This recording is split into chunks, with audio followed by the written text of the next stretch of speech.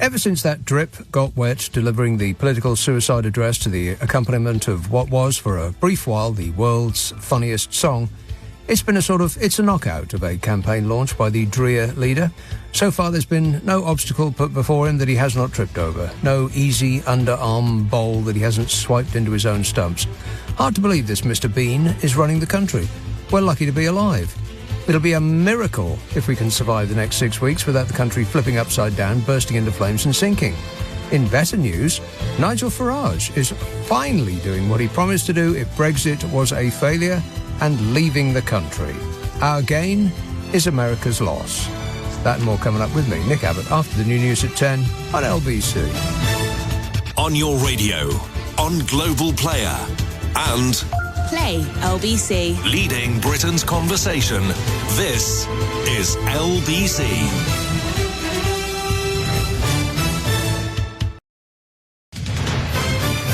This is LBC from Global.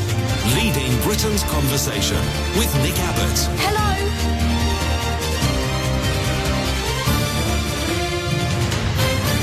What we got here is a failure to communicate. Yes, I fear that there's going to be a failure to communicate this evening because this is the first time I've said anything out loud all day long. I've been trying to save the voice, and it doesn't sound that great, does it? So stop texting me. I've already got like 3 pages of texts. I haven't even started yet. Call and tell me. Don't expect me to read your stuff out. A mini Mediterranean-style heatwave could be on the cards for some lucky Brits in a matter of days as forecast charts show temperatures shooting up to 25 degrees centigrade. Wow. Anybody believe that? No.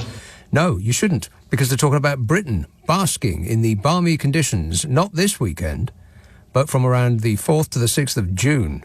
2 weeks away. Oh, fabulous. But it's worse than that. Because even if it does come true, the mini Mediterranean-style heatwave will actually be coming from the Mediterranean. In other words, it will be used second-hand French air. Oh, no. Because it comes over here, makes things nice.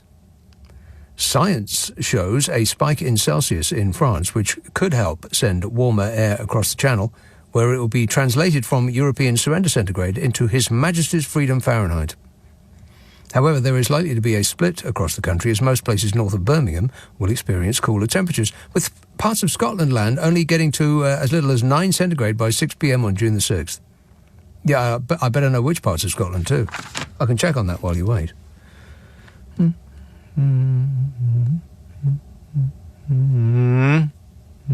Aha. Okay. Well, in Glasgow, it is not raining at the moment. Nor will it be raining tomorrow. But it will be raining on Sunday and Monday and Tuesday and Wednesday and Thursday and Friday and Saturday. No, wait, not Saturday. But it will be raining on Sunday, and that's the 2nd of June. Sunny on Monday. Blimey. Have you got anything to wear for sun? No. Not raining on Tuesday, but raining on Wednesday and the Thursday the 6th of June, and pretty much every day for the rest of your lives. Oh, well, never mind. It's almost June, and on average in the UK, June is the sunniest month, July is the warmest month, but that's not guaranteed.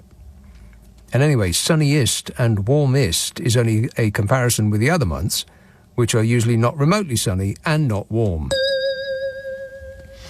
But it's almost summer and it's a bank holiday, so let's see what we're going to get. Tomorrow, a cool start with fog patches, mostly dry, with warm, sunny spells. People in Glasgow will get their own weather. Would you like to hear the long-range forecast for the next 4 weeks? No. Right, next 2 weeks, end of May, first week of June. At first, rain and thunder, lightning, very, very frightening. Followed by dry weather, except in the northwest, which will enjoy the usual long spells of rain and strong winds, and temperatures on the cool side across the northwest, warmer to the south. And then, middle 2 weeks of June. It's getting serious now. Remaining changeable through June. Heavy rain or showers, but between the rain, there is likely to be some spells of warm sunshine. Some spells of warm sunshine? We'll take it. Meanwhile, in Brazil, at the beginning of May, in Canoas, a city in the southernmost state of Brazil, heavy rains had been pummeling the landscape for a week, raising river levels and flooding homes and forcing many to seek shelter elsewhere. The 3 weeks later, the university harbours thousands of people and is the largest camp for displacement, or the displaced, amid a growing humanitarian crisis in the state of 10 million inhabitants. More than 500,000 people have been displaced. 70,000 of them are depending on shelters. A total of 2.3 million people have been affected by the torrential rain and floods. This is in Brazil. The authorities estimate the situation will take months or even years to return to normal. More than 90% of Rio Grande do Sul's 497 municipalities have been affected, with 418 declaring a state of emergency or disaster. Did you hear about this? The region has seen floods before, but nothing like this, residents say, as houses are dragged away by the waters. Houses. While the storms caused extreme flooding in the greater Porto Alegre area in the countryside, the river's currents wiped entire districts of 7 municipalities off the map. And according to Brazil's National Institute of Science and Technology, this is a climate justice crisis because low-income areas, which are least responsible for the emissions that cause global heating, have experienced the worst of the floods. Always the poor that get it in the neck. But as these are scientists in possession of facts, no one was remotely interested in anything they had to say, preferring instead to consult experts like Jacob Smug, who will tell them that any talk of a climate crisis is just woke, vegan, scone-loving, rainbow lanyard nonsense. Smug. I don't know anything. He doesn't know anything. If you believe it's not true, then you will be protected by your ignorance. You could use it as a flotation device. And still people are texting me. Stop texting me. Call me instead. I'm not going to waste my voice on reading your texts. Penge, Peter. Hi, Nick. How you doing? You know, an ecstasy of fumbling. Are you all right? Yeah, I'm okay. What I really phoned up for and didn't text was to say welcome back. Thanks. And are you going to make it to 1 o'clock? I don't know. I mean, I'm hoping I'm going to make it for the next 4 days, but I don't know. Okay. Well, Nick, I'm really worried. What are you worried about? Nobody knows which way to vote. Oh, calm off it. What are your choices? Well, it's not just myself. Yeah, I know, but it's not just myself. There's a lot of people are just saying, the other lot, and they're no better. And it's worrying, don't you think, Nick? But by what measure are the other lot not better? Because they haven't done anything recently? Because they haven't given you pleasure lately? I haven't had any pleasure in 13 years. You're getting fainter, Peter, but did you just say I haven't had any pleasure for years? 13. I actually 13 said 13 years. Yeah. Oh, well. Okay, Nick, thank you. I'll let other people come on, and I wish you all the best. All right, and, good work. Thanks a lot. 4 days. Appreciate it. Cheers, mate. Thank you. Cheers, Peter. 0345 6060 973. I barely know where to start. Well, I better not start at all, but I'm going to have to go ahead anyway, because there's just too much to talk about. Did you hear that Danny Kruger, the MP that was interviewed by ITV News? I mean, of all the priceless things that happened this week, that was right up among them. ITV News interviewed the Tory MP, Danny Kruger, who said, and I am not making this up, he said, "We've been in power for a long time, and I recognise people feel it's time for change, actually. We represent the change that's needed. Labour represent more of the same. They might have different faces, but they would be the ones carrying on the failed British state which has caused so many problems for our country." I don't like to say I told you so, but I told you so, I told you so, I told you so. The plan, as much as they have one, apart from saying the word plan a lot. We have a plan, plan, or you just go back to square one. That's why it's so important we stick to this plan. Yeah, they just say the word plan a lot. That's the plan.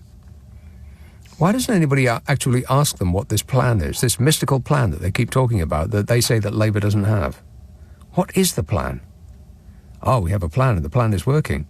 Yes, but what is it? Oh, that's a secret. I defy anybody to tell me what the plan is. You can't. Anyway, Danny Kruger And I don't want to repeat myself tonight, but it's worth saying it again. He said, we've been in power for a long time, and I recognise... In fact, the first time around, I probably read it wrong. Well, I'm under, a lot of heavy medication. He said, we've been in power for a long time, and I recognise people feel it's time for change. Actually, we represent the change that's needed. The Tory party, we.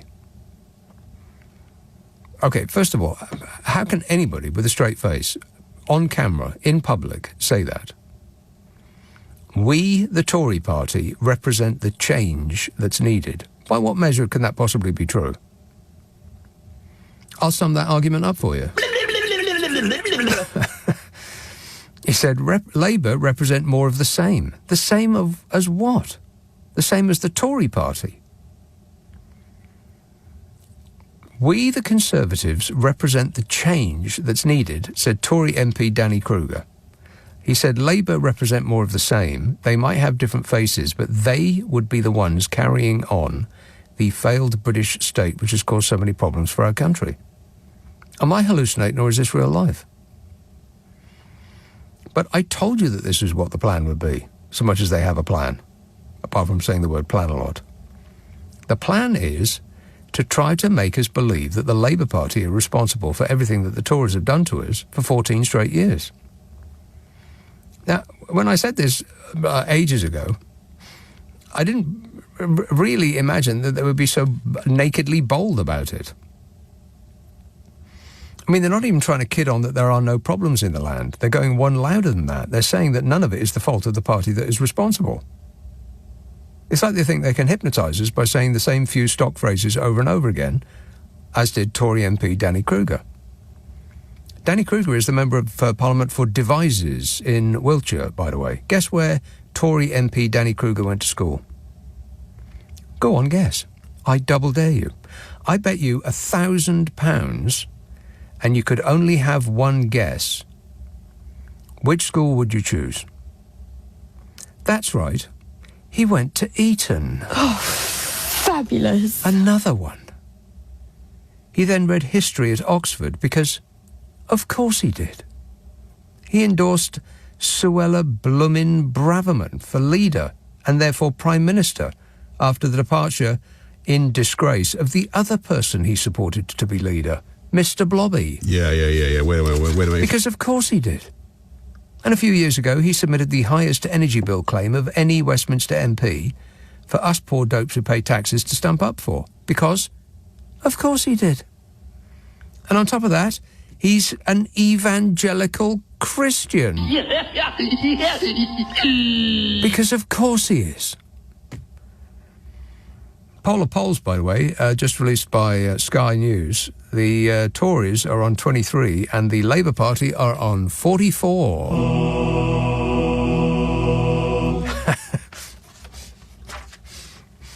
0345 6060 973. Let's have Orpington. Hello, Tony. Hello, Nick. I'm glad you're back. Thanks. If you weren't going to be on tonight, I think I would have had Nick Abbot withdrawals. Can you believe that? Well, that's not necessary because there are hundreds of hours of podcasts with just me on this show, like a best of, and also with Carol McGiffin. Oh, right, yeah. Which really are a laugh riot. It's funny stuff. I like her. Is she the one who was on Loose Women? Yeah, that's right. Yeah. Do you know what? I want to talk about what I've called up. I've never heard any of these ones, so I'm going to do that. I'm going to make that my homework. I know that's really bad because I'm a massive fan. But, Tony, I tell you what, you're going to. I predict you're going to love it because it's the hour. Well, we're 2 hours now. We do 2 a week now. It's the hour in the week that I laugh the most. Nothing I see on TV makes me laugh as much as she does. I know, but I can imagine you two, and you two have both got quite different political views, haven't you? But I can imagine you two are just on the right screen. So I'll make sure I'll listen to those. Yeah, polar opposite. It's called What's Your Problem with Nick and Carol, in which Carol McGiffin and I try to solve people's problems while laughing our faces off. It's on Global Player. If you've got Global Player, then that's just fine. If you haven't, it's free. Get it from your app store or globalplayer.com. But I do predict that you will love it. What's your problem with Nick and Carol? I'm going to make that my homework because I can imagine I would love it. I just had the time to do it, but I definitely will do that. That'll be what I'll do after your show ends tonight. Definitely. Okay, appreciate it. Thank you. Right, yes. So that last call you had. Now, it blows my mind when people say, oh, well, we don't know who to vote for and, they're all the same. It does my head in. Surely it's obvious what we need, surely. It just blows my mind. That's some kind of change. Well, what is it? What is it that you think that we need? I mean, I hesitate to ask, but go ahead and tell me anyway. We just need something that's not conservative, and we need to vote Labour because I do believe that I like. I'm not sure if he's going to drop the turf, but I do like Keir Starmer. I think he's a good person. I like his team, and I was watching on Question Time. I don't know if you watched that. I watched that on Thursday, and this Education Secretary, quite like her. I don't know what her name is, and Lisa Nandy, I like her as well. But I think we need complete change, and it just blows my mind when you get people who just say, "Oh well, they're all the same," and they're similar. They're not similar, and I just think it's a cop out when people say, "Oh God, they're all the same." To be honest, why? And if you don't go and vote, if you don't go and vote, then you get led by extremists who absolutely will go out and vote. Absolutely, yeah. And if you go online, I actually applied for my photo ID. Oh yeah, you can do that online, but you can just take a picture and you can actually do that on the government website. So I would highly recommend people do that. Yeah. Now. What? Okay, so talk us through the process, because you don't actually have to have a photo ID to do that, do you? Well, you do if you don't, but if you haven't got because I lost my passport because I'm very clumsy a couple of weeks ago, so you would need something like that, or the multiple list of things you got, which most people don't get, especially the young ones. Right. But you can go on. I don't know off the top of my head, but if you just go on Google or something like that and put get a voter ID, you can go on the government website, and it's just a form, and then it gets you to take a photo with your phone. Yeah. And then it goes to your local electoral register. Through your council or whatever, and then they send you out a photo ID card for you to vote on the 4th of July. And don't accidentally send them that photograph that you took for Tinder. Because that's not allowed. Oh, no. Oh, God, no. Definitely scrap that one. All right, good work. Thanks, Tony. 0345 6060 973. That's really important. There's going to be so many people come the day who think, oh, you know what, I had it on my list to go and get myself a photo ID or to register for a postal vote. And, time just ticks away and you are busy doing other things. And you think, I'll do it tomorrow. I'll do it tomorrow. No, don't do it tomorrow. Do it right now. Stop listening to me right now and do it immediately. Particularly students.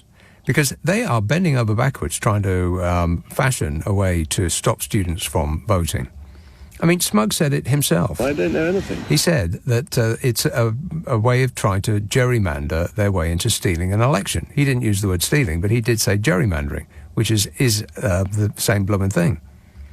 They are trying to make it as difficult as possible for young people to vote, particularly students. There was this Veterans ID thing that came out, this story this week. I might get to that in a minute.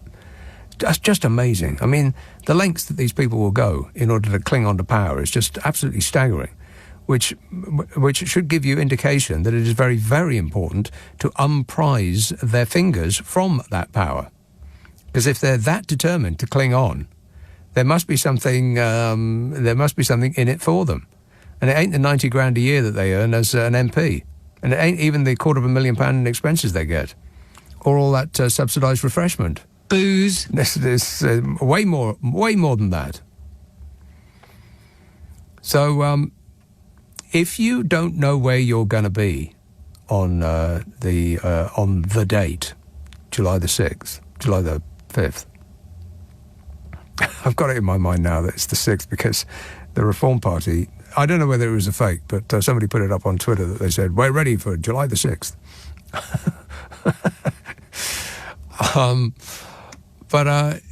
If you don't know where you're going to be, or you just, you think, well, it might be, it could be snowing on that day. I wouldn't be remotely surprised.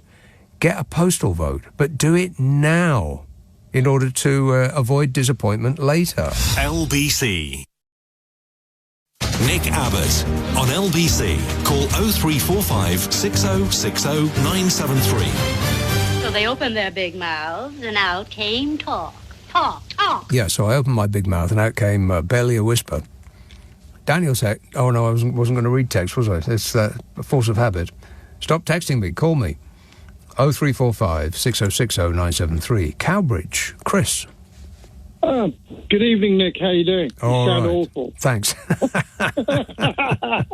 God, you've not been washing out your throat with sandpaper again, have you? Yeah, I've been doing Rod Stewart's daily gargle warm-up, yeah. Oh, really? What was her name? Yes, Chris. Okay, moving on. Listen, a couple of things. I wanted to talk about Titchy's Downing Street shower. But before I did, I just heard earlier on this evening that the Tory party now have a record of 78 MPs standing down, and which counting. is an all-time record. Yep. But I thought that was interesting. Well, I'm actually very upset because there's some names in there that I would love to have seen their faces drop when they were read the results on stage. That they're running away is really annoying. Well, I mean, I'm kind of wondering. Well, I mean, they're going to get slammed into oblivion, but there's going to be no familiar faces anymore. I mean, is it approaching nearly half, or at least more than 30% are all standing down? Yeah. I mean, it's huge, but that's not the reason I called. The call is that the entertainment value of Titchy Suit Size's Wednesday speech it was fantastic. It was the best thing that happened this week, without a shadow of a doubt. I mean, it was just something. I think it just set the tone. I think it set the tone for his entire campaign. Which has gone from bad to worse ever since that moment. I mean, it's hard to believe that it could get worse than that, but it did. Oh, he is. I've been thinking about this. He is actually a gift for Starmer. He is going to be the best Labour campaigner that they could have wished for. Yes, because he's going to just gaff after gaff after gaff. He's just so spectacularly bad at his job. It's extraordinary that he wants to cling on to it. Well, the whole thing about him standing in the rain, I don't know if you heard this when he was interviewed. I think it was Nick Ferrari asked him or something. And he actually insisted he wanted to do it that way. He wanted to do it in a traditional way or something. Yeah. So I'm thinking, that tells you a lot about the man. He's an idiot. Well, not only in India, but there's a level of intransigence and inflexibility. He made his mind up. He wanted to do it that way, and had actually. He must have been advisors saying, "Take a volley." Well, I don't know. I think his advisors are actually actively working against him. I think he's got spies in his camp. Well, I mean, I think what it tells you, ironically, is that he had a plan to go out and tell us he's going to start the election, and that didn't look at the sky and adapt to the plan, even though the obvious solution to the issue was an umbrella. Yes. But he kept to the plan, and look how well the plan worked for him. Yeah, well, exactly right. He stuck to the plan, even though the plan wasn't working. Yeah. I think that he didn't take an umbrella because of the football thing. Not that he is a football person, obviously not. But it's like football managers will stand out in the rain at a football match in a $3,000 suit, getting absolutely soaking wet because they don't want the tabloid press to label them the Wally with the brolly. Yeah, it doesn't really work with Sunak, though, does he? He look more like a wet Yorkshire Terrier. A drip. Yeah, I mean, it just doesn't work. I mean, I stand looking at it, watching, going, that's a $3,500 suit, and you've just absolutely ruined it. Yeah, it's one of those made-to-measure suits. We don't know who it's made to measure, but he was wearing it at the time. Well, I was wondering, did you think it might have shrunk in the wash before you put it on? Or after? Yeah, his suit shrunk in anticipation of a downpour. So do you think his trousers, instead of actually just being above his ankles, you can now use them as shorts? Yes. All right, good work. Thanks, Chris. 0345 6060 973. It wasn't just the rain. And I think that the rain, the lack of an umbrella thing was he thought that it wouldn't look manly, because that's what people think when they look at him, manly. So he thought that I'll look like an ordinary man of the people if I go out into the rain without an umbrella, not realising quite how wet he was going to get. But it's the same with the football thing. I mean, the players are on the pitch, and they're wearing something that that appears to repel water. It doesn't get wet at all. You can take it out of the washing machine, and it's instantly dry. But the manager will stand there in a $3,000 suit, getting soaked to the skin. He won't even put a hat on, mostly. The rain pouring down their face because they don't want to be the Wally with the brolly. That's how stupid football is, and I can't believe that that's how stupid politics is now. But it wasn't just that. He knew from seeing the exact same thing happen to Mr. Blobby. Yeah. Wait a minute. His big moment was comprehensively ruined for all time by that bloke with the sound system, Steve Bray, who I think statues should be erected to that man. It's quite astonishing how loud those things are. I mean, I've been in Parliament Square when he's had that thing on, and it's like rock concert volume. I am actually amazed that they haven't buried him under a bridge somewhere. Asked a member of a family to do something about it. Absolutely. But he continues to stand there, and he ruined Boris Johnson's big moment, and he comprehensively ruined Rishi Sunak's big moment, and that will be replayed for all time.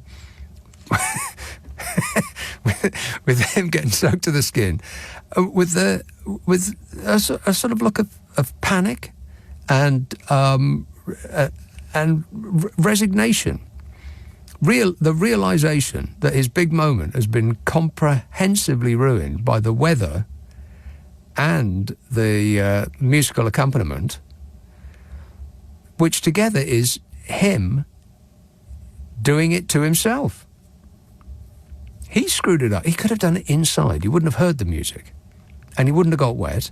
And he could have looked prime ministerial. But instead he looked like a drowned rat. A drowned Roland rat. 0345 6060 973. It's just past 10:30. The news headlines with Tim Daly. Nick Abbot on LBC. Call 0345 6060 973. I just want to tell you all how happy I am to be back in the studio, making a picture again. HAPPY.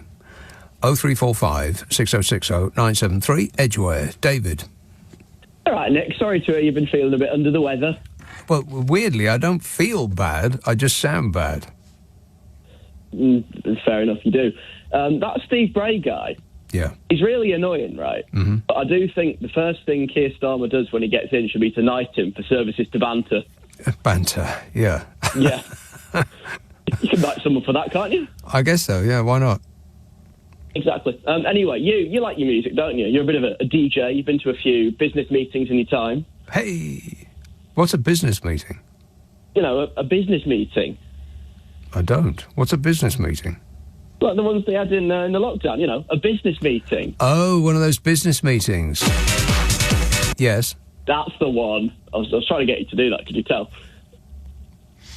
Go on. Anyway, I was wondering if you have any strong thoughts on the music of D-Ream. I love them. That particular... Really? There was the only track that I'm familiar with, and I could take it or leave it, but now it is accompanied two of the greatest moments in recent British history. They're like the soundtrack to our lives. Absolutely. You know, it's trending on TikTok. It is, or... The song. The song's trending on TikTok. All the kids, they love it. The kids. Really? I imagine they're fashioning a dance to it as we speak. I would imagine so. Yeah. Stop wasting your life on TikTok, David. But there's so much good stuff out there. There's loads of really funny stuff. Yeah, well, that's the thing is, I mean, I looked at TikTok for a brief moment, and I came to the conclusion, after about 10 seconds of looking at it, I thought, this is the most addictive thing I've ever seen in my life. And I'm going to have to stop looking at it right now, otherwise there goes my life. I think you'd do well on TikTok if you started making them. No, I can barely keep up with Twitter. I'm a very, very bad social media user. You could do the dances, you could do impressions, you could do comedy skits. Yeah, well, but then the Chinese authorities would take it and use it against us. I'm doing my patriotic bit by keeping off TikTok. Oh, Sarah, you keep up the good work. God save the king. Right, okay. Thanks, David. 034. I keep almost reading texts and emails, but I'm not going to do that tonight. I'm going to turn the screen around. Stop texting and emailing me. Call me. Taunton. John. Hello, Nick. Yes, John. Hello, Nick. How are you? All right, thanks. Well, I'm sorry to hear that you're feeling a bit poorly. I hope you're feeling better soon. Thanks. But I'll tell you what, the thing the other day, the Rishi Sunak thing, it is the gift that keeps on giving. Isn't it? Well, I think so. And I think it's the moment that the country finally jumped the shark. What, you mean we weren't the international laughingstock of the world before? Yeah. Wait a minute. Really?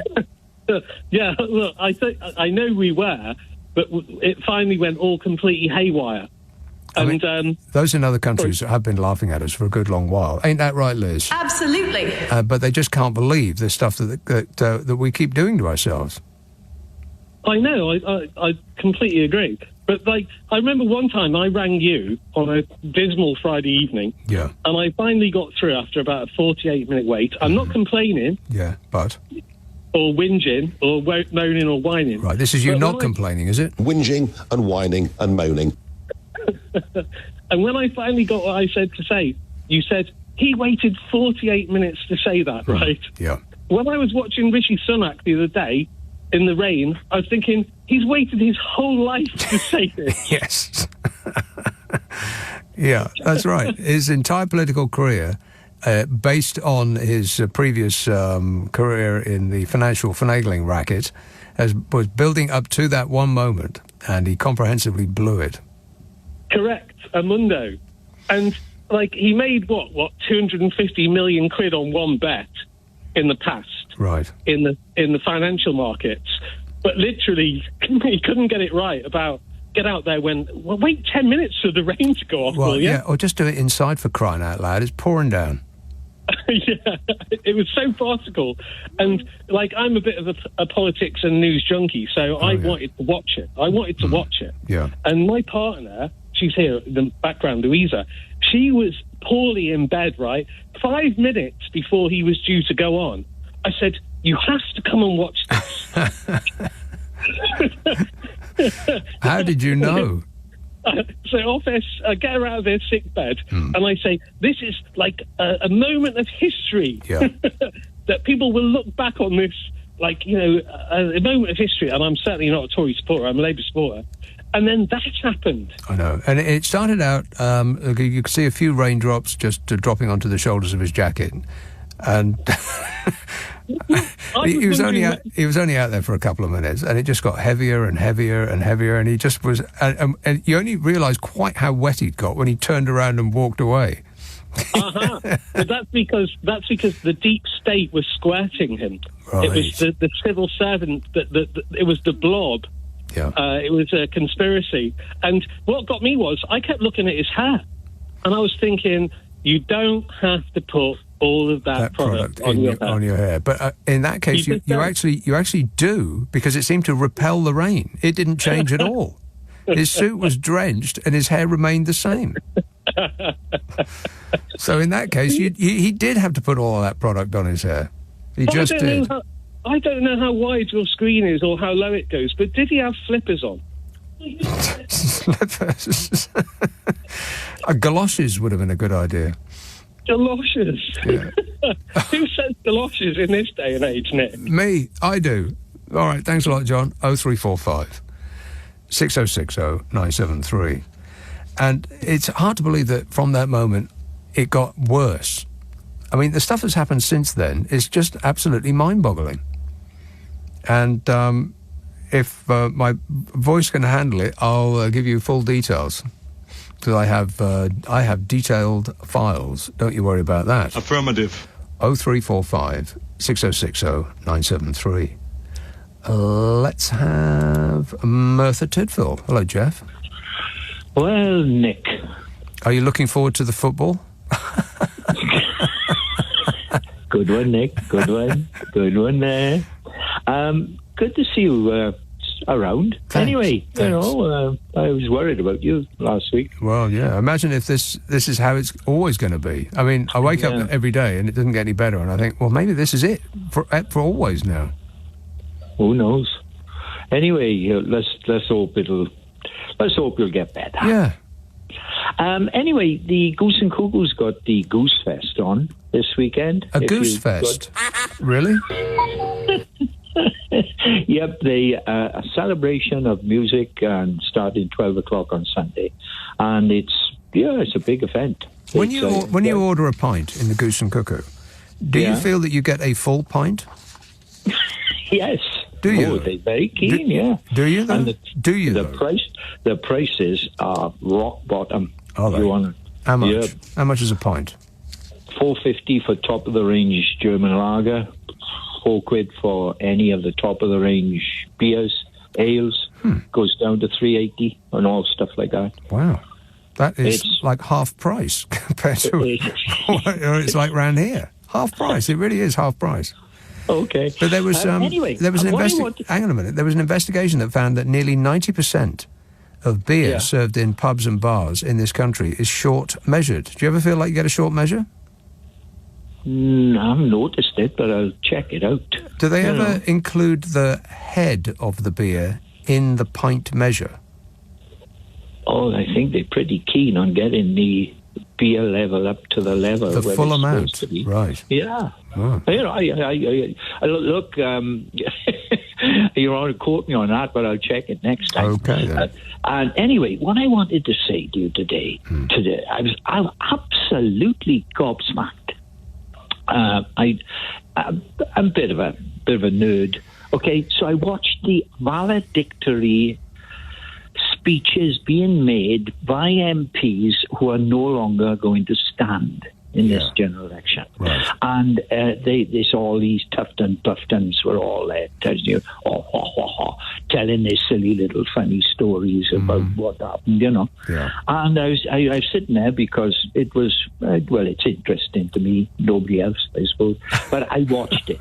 And this guy got up called Julian Knight, MP for Solihull, who stood in the independence. He said, I'm a conservative, been a conservative all my life, but I'm here now, and I just want to say this. And he went raving mad, accusing the government of fitting him up and victimizing him and causing him, huge stress and strains. I was gobsmacked. Who is this guy? What's he talking about? What's he saying? And he was accusing all of the front bench and the Tory party and the powers that be of victimising him. How the police found him not guilty and they continued with their persecution. You want to look at that? You want to find out about this guy? Nick? Well, I'm looking at the various stories and I'm thinking maybe I don't want to stray into that area. Yeah, exactly. Yeah. It's an election time and it's not your position to do it. I understand. But when you got 5 minutes, see if you can go on to the BBC, the internet, whatever, whatever, and follow it. I was literally gobsmacked, and my first impression was, what is this all about? It really is worth listening to. Well, anyway, I think I would expect your gob to be smacked comprehensively on a daily basis from now until the 4th of July. Probably will be. Yeah, be prepared, Jeff. Be prepared. Thanks a lot. And you look after yourself. All right, will do. Cheers, mate. 0345 6060 973 LBC. Nick Abbot on LBC. Call 0345 6060 973. Yeah, phone calls only. No texts, no emails, nothing like that. I ain't reading them. 0345 6060 973. Stoke-on-Trent. Ivan. Hi, Nick. You all right? Yeah, thanks. Good. I heard you've been under the weather. A little bit, yeah. Right. So, first of all, I absolutely agree with your views on TikTok, Nick. I mean, I hit TikTok, and it was me 30 minutes later. I'm not having this app on my phone. Yeah. And that was me with TikTok. It really is quite alarming. And I'd say the same with Instagram. It's really quite incredible how I felt myself being sucked into the phone as though it was stealing parts of me. I thought, this is the most addictive thing I've ever seen in my life. I can't possibly just do a bit of it. It's like cocaine, I would imagine. You can't do just a bit. Once you've started, you can't stop. Yeah, it feels like it's draining man hours out of your life, doesn't it? Yeah, exactly. I mean, Right, Twitter is bad enough. Twitter I can deal with. I mean, if you set your notifications to only the ones that you want, it's okay. But TikTok, I couldn't do that. And I think it's part of the newer generation of instant gratification and the fact that got a memory span of about 30 seconds. So you can see it, enjoy it for 5, 10, 30 seconds, and that's it. That's really, it's really alarming, actually, for the future of, for the future of mankind, that we've got an entire generation that's grown up now that doesn't have the attention span to watch anything longer than about 90 seconds. Yes, absolutely. I mean, I try, and so I'm 44. I've got kids who are in their teens, and I've got younger ones as well. And I think they find it absurd to imagine that when Daddy went to school and he had a doubt, he actually had to keep the doubt in his mind to ask the teacher the next day what the answer to the doubt was. Yeah. Wherein today you just go on Google or ChatGPT and you've got an instant answer like that. So it's good in a way, but I guess yeah. Evil. It is good, but evil lies within the good. No doubt about that. Yes. So moving on to your views and the callers' views on the Tories. Yeah. I think the Tories need to recognize the consequences of their actions. We've heard time and time again, and we've heard for years now, we've tried. Everything is someone else's fault, in a nutshell. Mm. Okay, so we've tried 4 prime ministers, and it's just waiting lists are the junior doctor's fault. The cost of living crisis is Putin's fault.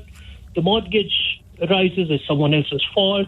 I think the Vox Populi, the people, feel that there is no introspection or reflection from the Tory party. Nobody says, okay, yes, I made a mistake. We've seen lies after lies. Yeah. What did Boris Johnson say? Oh, we lost the WhatsApp messages. They went up to the cloud and down in the rain and landed on the I don't know. Yeah, he said a lot of things. Read my lips, we will not be raising taxes on income or VAT or national insurance. He also said, I followed the ministerial guidance at all times. He said that over and over and over again. Yeah. And we've seen the smugness of Rishi Sunak, somebody. Yeah. A chap who did not know how to use a contactless card at a petrol station. And he's, literally, in between the time when I was waiting to speak to you and this ad came in, whether or not you are earning about 200 quid a week, you might be eligible for pension benefits and so on and so forth. I think they have no clue. And I think people want change. The way that people think is that whatever these guys have done for 14 years, a donkey and 5 other people can do it better. Yeah. I think they've just had enough. And people tend to think that I'm a Labour supporter, partly because of what happened on Question Time lately when I had an opportunity to speak. Oh, you were on Question Time, were you? I was, yes. Oh, yeah. And what did you say? I said basically the same thing that I'm saying, is that we've had 3 Tory PMs, nobody did anything. Just give us change. Who was the Tory on the... how many Tories were on the panel? I bet there was one Tory and one from a Tory think tank. Yeah, so there was Nigel... Nigel, I don't know who he was... Not I don't know his surname, but Nigel somebody. Not Uncle Nige. I'm a nutcase. Not him. No. No. I don't think. Yeah. It was Lisa Nandy from Wigan. She was the Labour. Right. And there was a chap who owns Pure Gym. Oh, right. Yeah, that there was some fallout after that. Perhaps. Anyway, I just feel we've had enough. And what I said then was we just want a general election. That's what I said on question time. And did the audience applaud at that point? I would say so, yes. Yeah.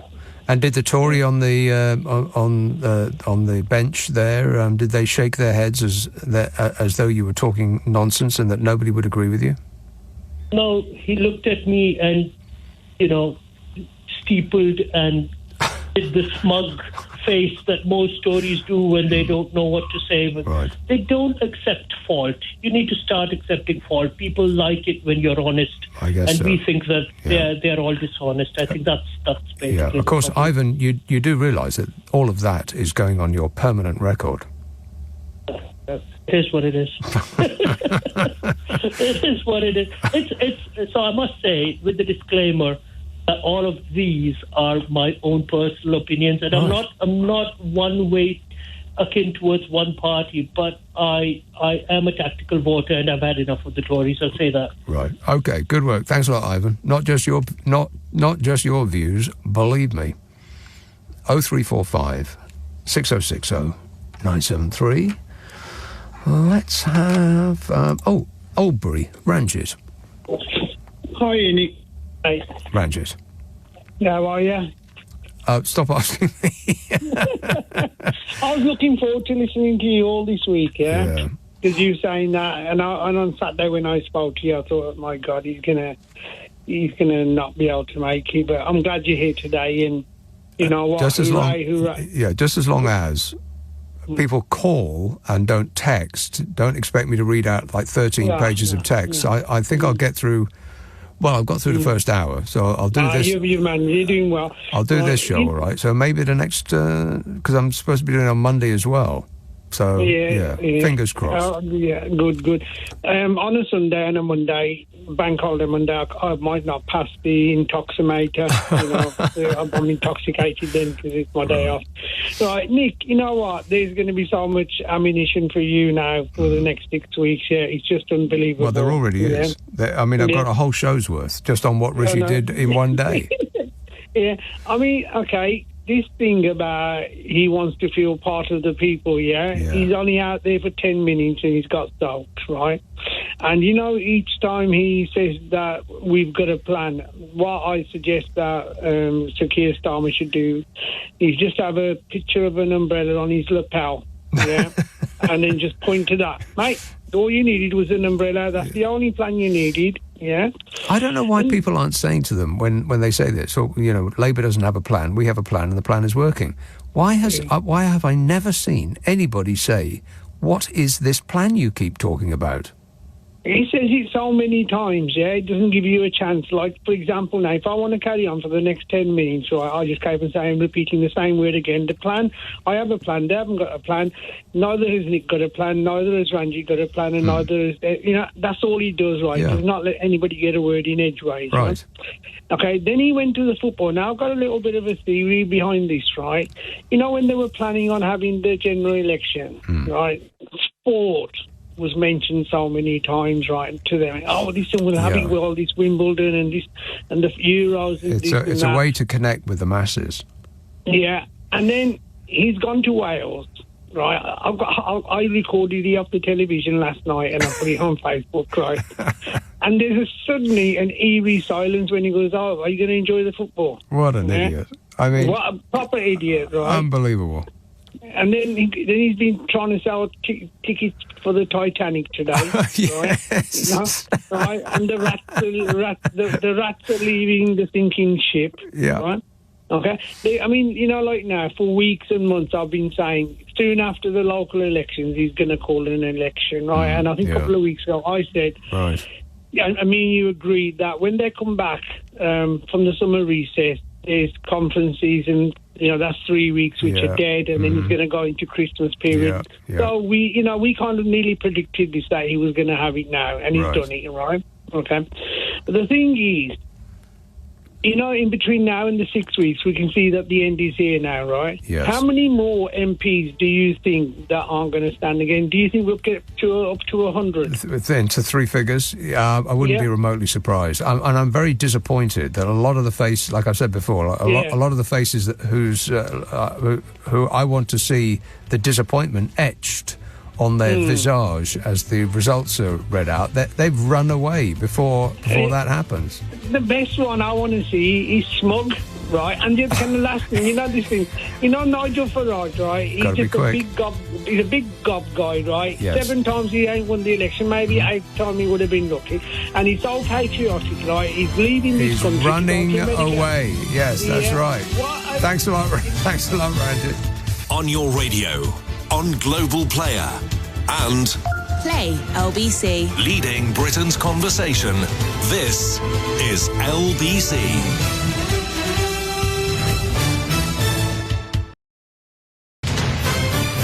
This is LBC from Global. Leading Britain's conversation with Nick Abbott. Are you trying to tell me that this is your act?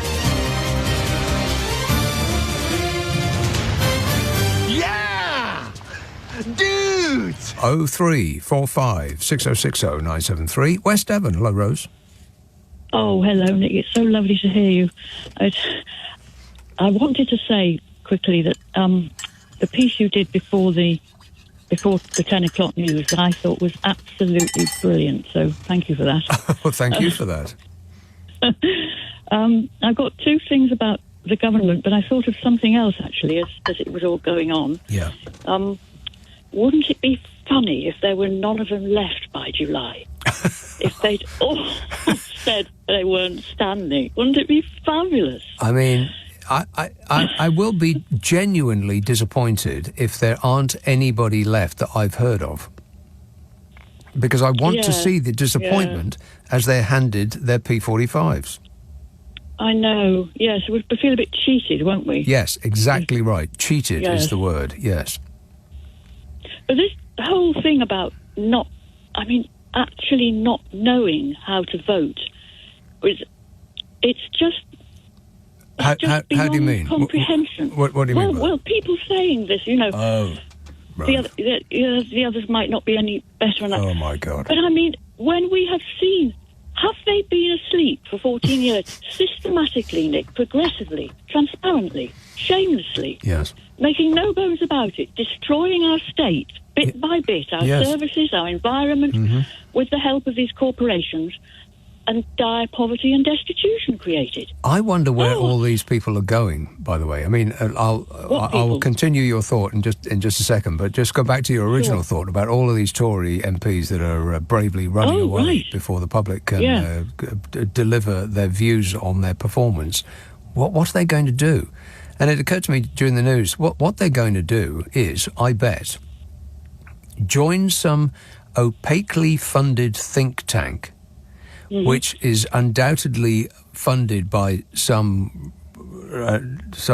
nutcase right-wing American billionaire, and spend the rest of their lives prosecuting for the oil companies and the tobacco companies and all of the most evil organisations in the world. I betcha, that's where most of the people that we have heard of end up, working for these shady organisations that refuse to tell us where their money comes from. Blimey. Yeah, I couldn't deny that. I bet you're right. I mean, they're essentially the mouthpiece for a handful of the world's worst billionaires. These so-called think tanks that try to persuade governments that the best way to avoid climate change, for instance, is to pretend it's not happening and to subsidise the oil companies. Yes, everything is all just for their advantage. It's But, amazing how those that have the most in the world are deeply unsatisfied with what they've got, and they spend all of their waking hours trying to get more. It's a sickness. It is a sickness, isn't it? It's exactly that. And having agreed to that, I suddenly realised that, in a sense, many of us must have been somehow mentally ill as a result of what's been happening. I mean, I would finish my first point. At the very least, we have to vote in whatever way, whether it's tactical or whatever, to enable at least the least hideous outcome. Because, I mean, the outcome with these people, seriously, it will be beyond hideous. But it's just like we've... Sorry. No, well, I was just going to say, it is absolutely vital that we go and vote. But I'll bet you £5 that the turnout will be dismally low. I bet the turnout is something of the order of 60-some%, which means that about a third of the people that could go out and vote, even now, even after everything that we've been going through, the raw sewage is lapping at their nostrils, and they still don't care enough to go out and vote. Yes, it's like the worse it gets, the more apathetic people get instead of the other way round. I think what I was going to say... Go on. Oh, God, I keep not getting it out, Nick. Go on. We've been under a dark cloud all these years. It's the helplessness, because all we can do is sit there watching them rob us of everything. Right. Including public funds, and letting them lie as daily currency over and over and over again. And I popped into the centre of Tavistock not long ago, recently. Oh, yeah. And there were these two great big planters, nice wooden rectangular deep things with flowers in. And on the sides of both of them was a sort of carved writing. And it said, Tavistock, founded AD 947. And then there were 4 Latin words, and underneath that was the translation into English. And it just seems so apt. It's crescit sub pondere virtus, which is translated as virtue flourishes under a burden. I thought, blimey, well, I'm waiting for me virtue to flourish. Sat under this burden. I think it must have meant the more, you see, because the hills are rising above Tavi. Oh, yeah. But, I mean, really, I just thought, I'm under a burden. So I've got to be pleased because my virtue's going to flourish. I mean, typical, I don't know. No, I think that's quite apt. I quite like that. You could sort of sit there and unpick it for an evening, couldn't you? Virtue flourishes in the shadow of burden. Is that right? It just says under a burden. Under the a literal burden. translation. Right. Yeah. Yeah. In other words, when the going gets tough, the tough get going. You could say. Yeah, I suppose that's it. A very tough thing. And there's something else I thought, Nick. No sooner. Sorry, I might be interrupting you, but I just wanted to get this in. Yeah. I'm happy to sit here listening to you all night and putting in bits in between you speaking. No, get it out, Rose. Right. Oh, if only I could get it all out. Yeah. No sooner had I written to Radio Times, revelling in your voice, and you lose it. I lost it. Yes. Thanks a lot. Yeah, and I relate to you. You know that TikTok thing. Because I'm sure I've mentioned it before, but I haven't got all that lot. And partly why is because I know what I'm like. And I don't know whether I would have not been sucked in. Yeah. I'm a person who could never have half a glass of sherry. You know how people leave a glass of sherry on the mantelpiece and you think... Who are these people? That's impossible. Or, they say, have a chocolate. Or how can you have a chocolate? Chocolate. You've got to have 6, haven't you, at least? At least, yeah. Yeah, because once you had one, then you just can't stop. That's right. My advice is don't look at it. Not now, not ever, I won't. never. Right. Okay. No. All right, thanks a lot, Rose. Cheers, my dear. 0345 6060 973. Redditch, Simon. Hello. You all right, Nick? Yeah, good, thanks. Oh, the Conservative Party. Yes. Where do I'd be here all night, but I'm not going to. Don't worry. I was just going to say you can't have a plan if you've lost the plot. Literally, Rishi Sunak is so obsessed with this plan that he's lost any way forward with anything. So he's literally lost the plot. I mean, you've only got to look at what he's doing with the immigration thing, with sending people to Rwanda, and he thinks he's going to solve the country's problems doing that. I don't believe that he is. I don't believe that he does. And I really cannot fathom why he wants this job so much. The only thing I can think is, to monetize his position, because as we previously established, it doesn't matter how rich you are. In fact, the richer you are, the more keen you are to acquire ever greater riches. There seems to be an illness that comes with having a lot of money. But the only other thing I can think is that he wants to win so that he can step down as a winner rather than a loser. He wants to be vindicated, I think. I think he wants that vindication, and I think that maybe he's... I don't know. I just think nothing knows what's going through that man's head, I think. And I just think that that was the most entertaining piece of television, and Steve Bray did me proud. Yes, along with the whole nation. Didn't he just?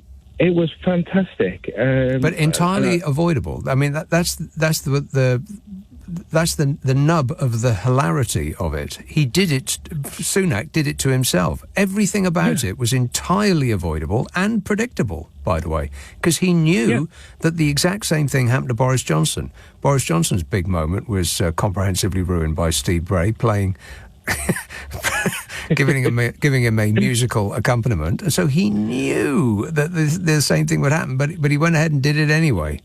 He did, yeah, and I've got to say, I can't believe these words are coming out of my mouth, but I'd rather Boris Johnson than him, because I think Sunak, I know I shouldn't say that, but Sunak is scary in some ways because of the way that he works. He's a businessman, and that's his mindset. No, he isn't. He is not a businessman. He's a gambler. A businessman is somebody who runs an organisation that makes things. He's a financial finagler. He doesn't run... Well, he's not a financial finagler, but he works in finance. That's where he's made his money. Those people don't make anything. They just move numbers about a screen, and somebody loses and they gain. It's gambling. Oh, yeah, he just scares me. The way that he does, the way that he operates in government, and in his radical ideas, they're just not good for the country, and they're not good for the economy. Under that thin veneer of insincerity lies something really quite nasty. Yeah, that's what I feel. I just look into his eyes and I feel that. Yeah, and that chills me to the core a bit. You want to wrap up? I am a sensitive soul. Yeah, very, very sensitive. Yeah. All right, good work. Thanks a lot, Simon. Cheers, mate. 0345 6060 973. Chilled.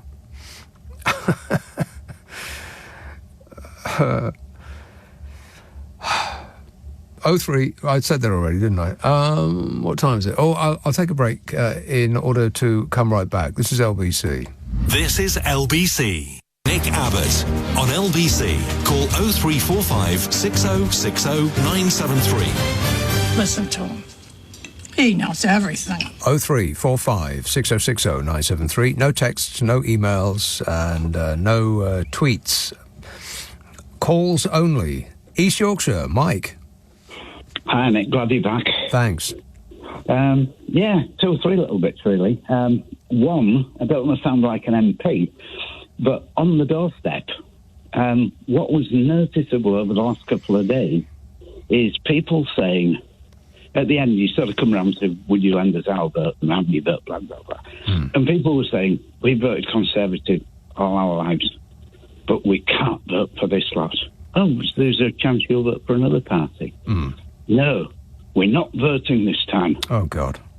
But the good thing is, think about this, though, because that's half the battle won, if you're looking at it from the Labour Party point of view. Right. But all landslides occur, or virtually all landslides occur, with very low turnouts.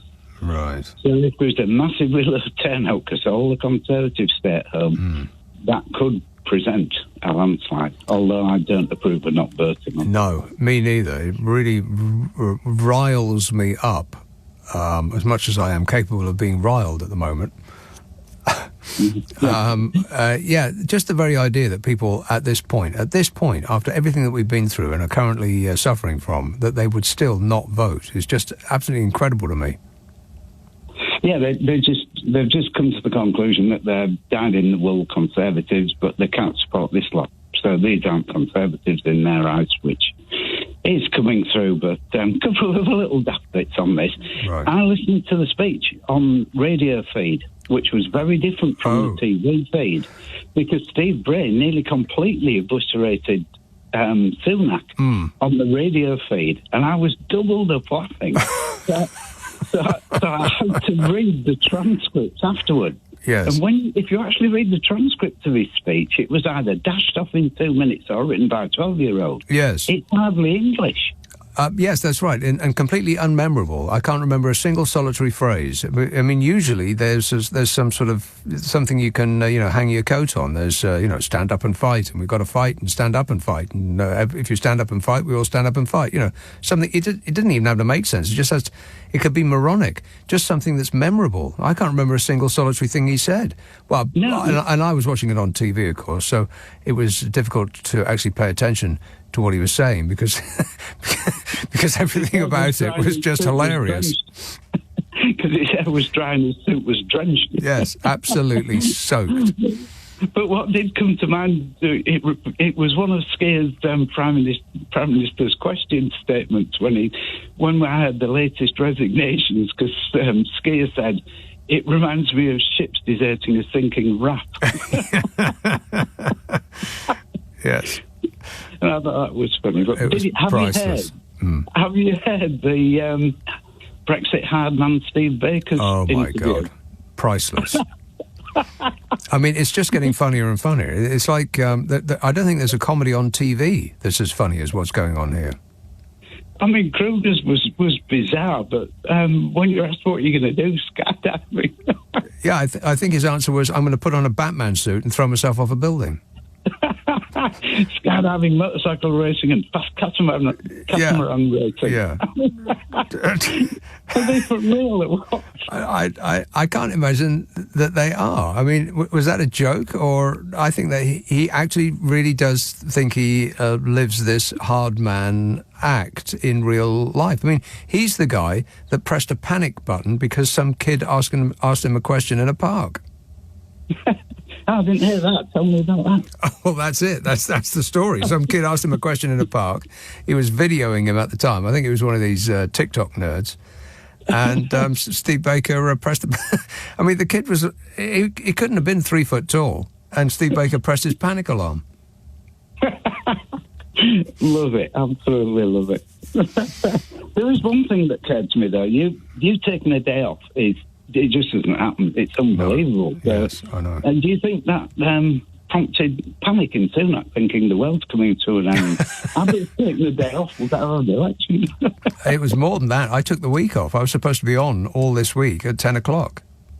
I've never known you take a day off, Nick. No, I don't. And it's extremely annoying that I had to, and I didn't even get a holiday out of it. I just got to sleep more.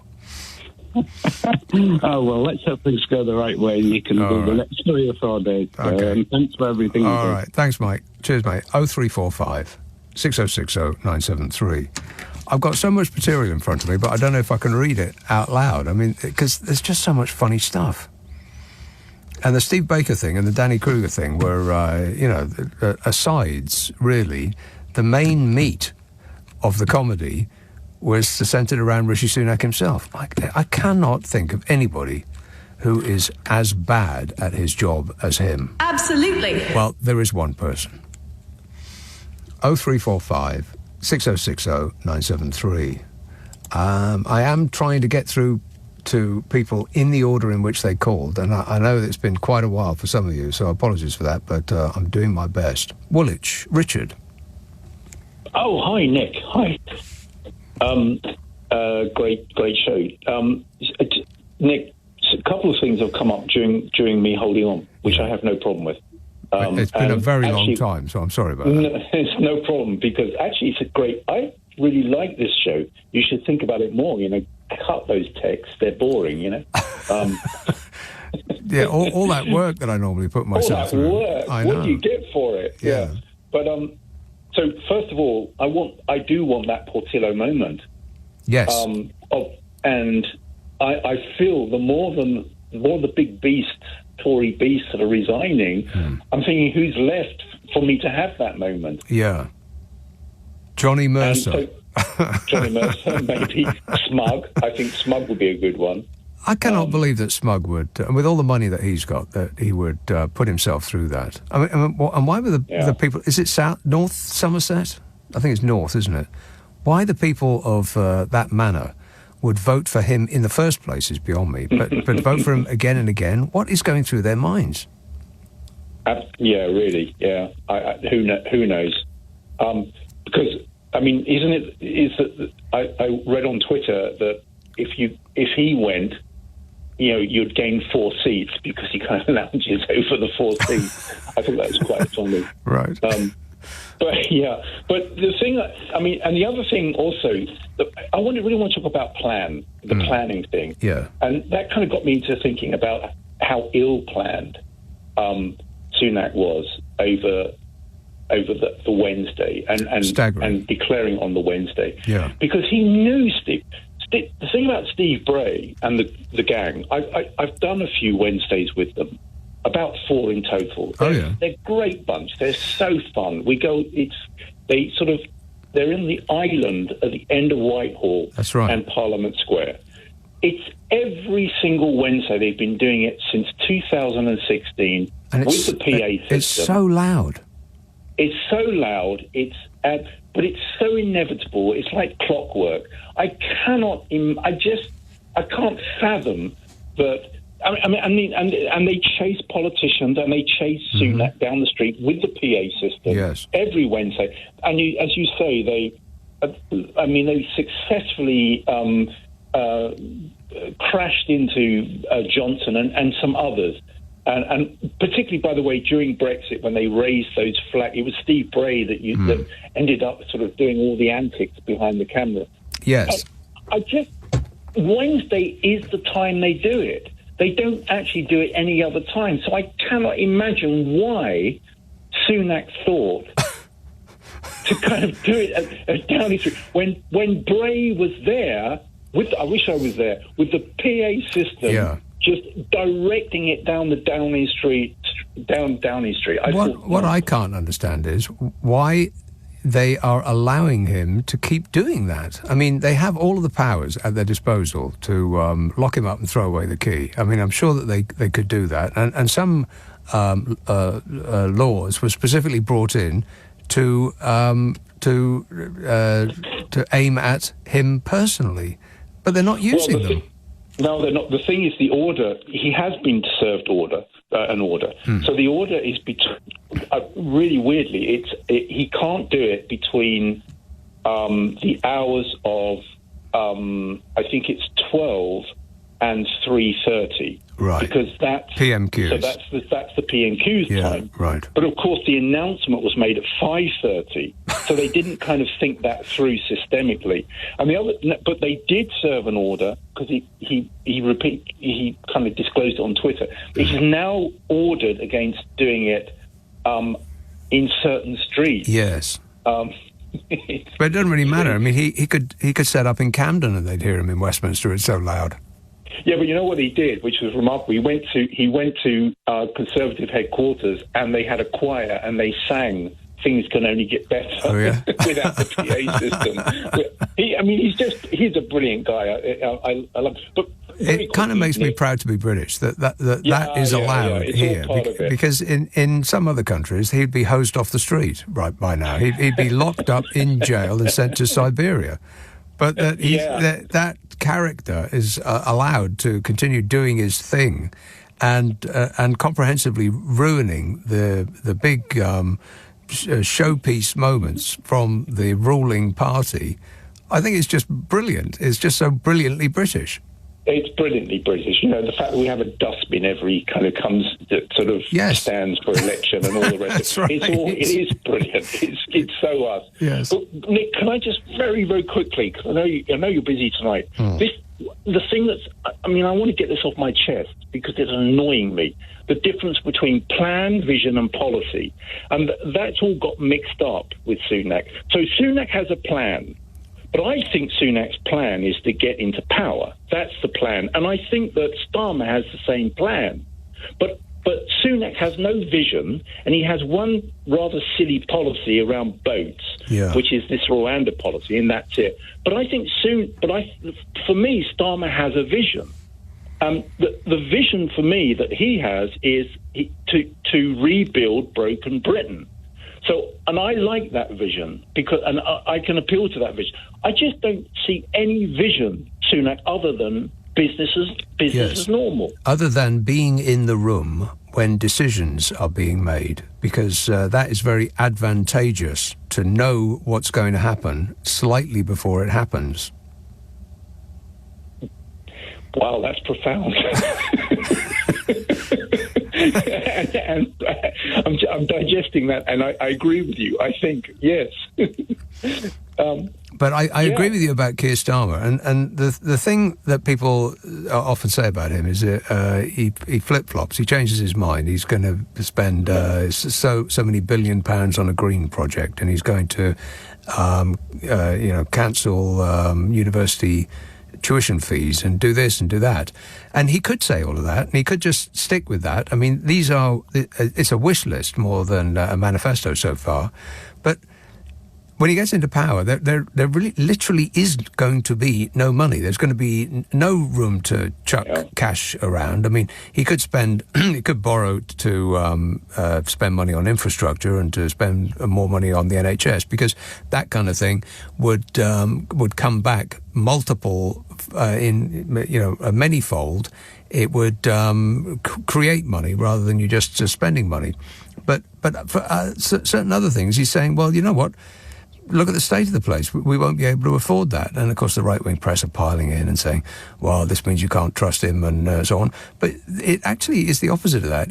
It means that you actually can trust him because he's telling you the truth, rather than the Labour Party, the Tory Party, rather, which are just fantasising about, we got a plan, and look at inflation now, and we did that, whereas they have absolutely no effect on that whatsoever.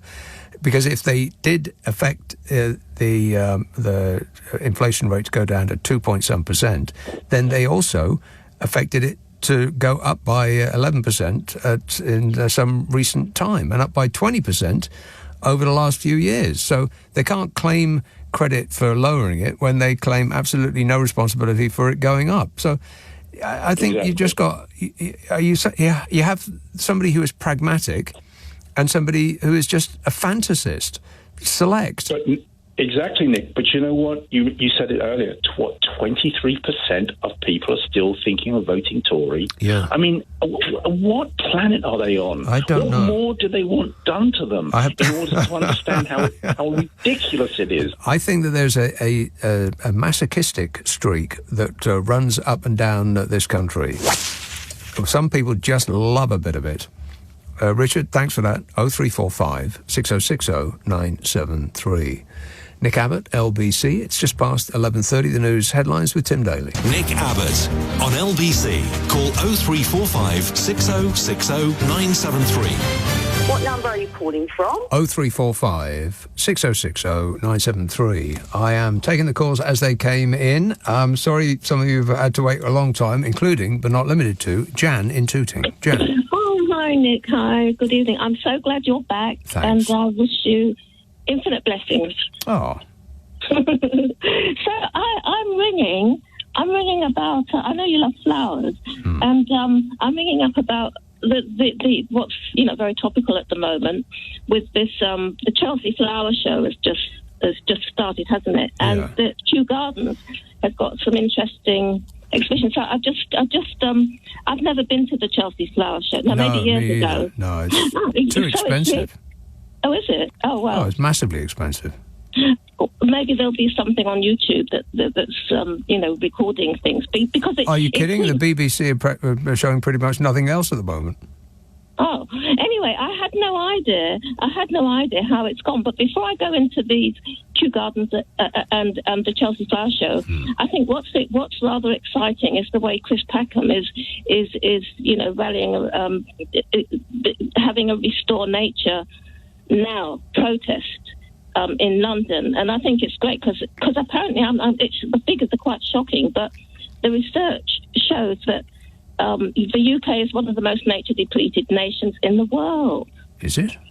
Yeah, I mean, I'm so shocked. This has come out now that and it's something like nearly, here's the figure, 1 in 6 species of more than 10,000 assessed is at risk of being lost, extinction. So it's and that's going to make even it's going to everything's being affected by climate change. But when this ecosystem, the ecological system fails, then well, it just means that what he says. Yeah. Chris Packham is organising this thing, well known on the TV for wildlife stuff. Yeah. He's saying that we're teetering on the edge of the abyss, ecological abyss.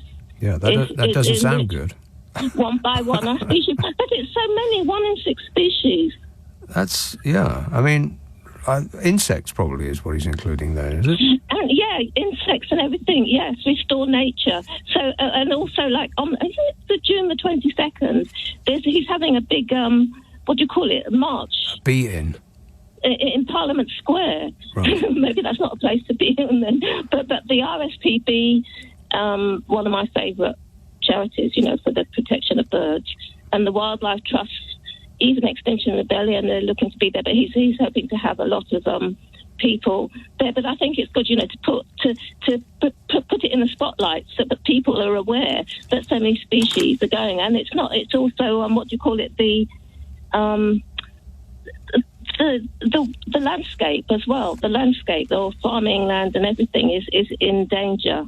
Yeah, I can't remember the exact figures, but it was something like 70%. They did a survey in Germany of the insect population, and between the 1970s and now, we've lost something like 70% of insects, and we will miss them when they're gone, because without them, we ain't got no food without them.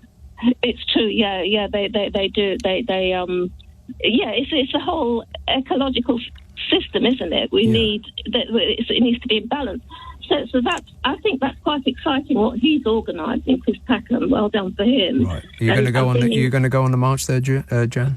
I have a phobia for crowds. I get panic attacks if I get caught up in a huge crowd. Right.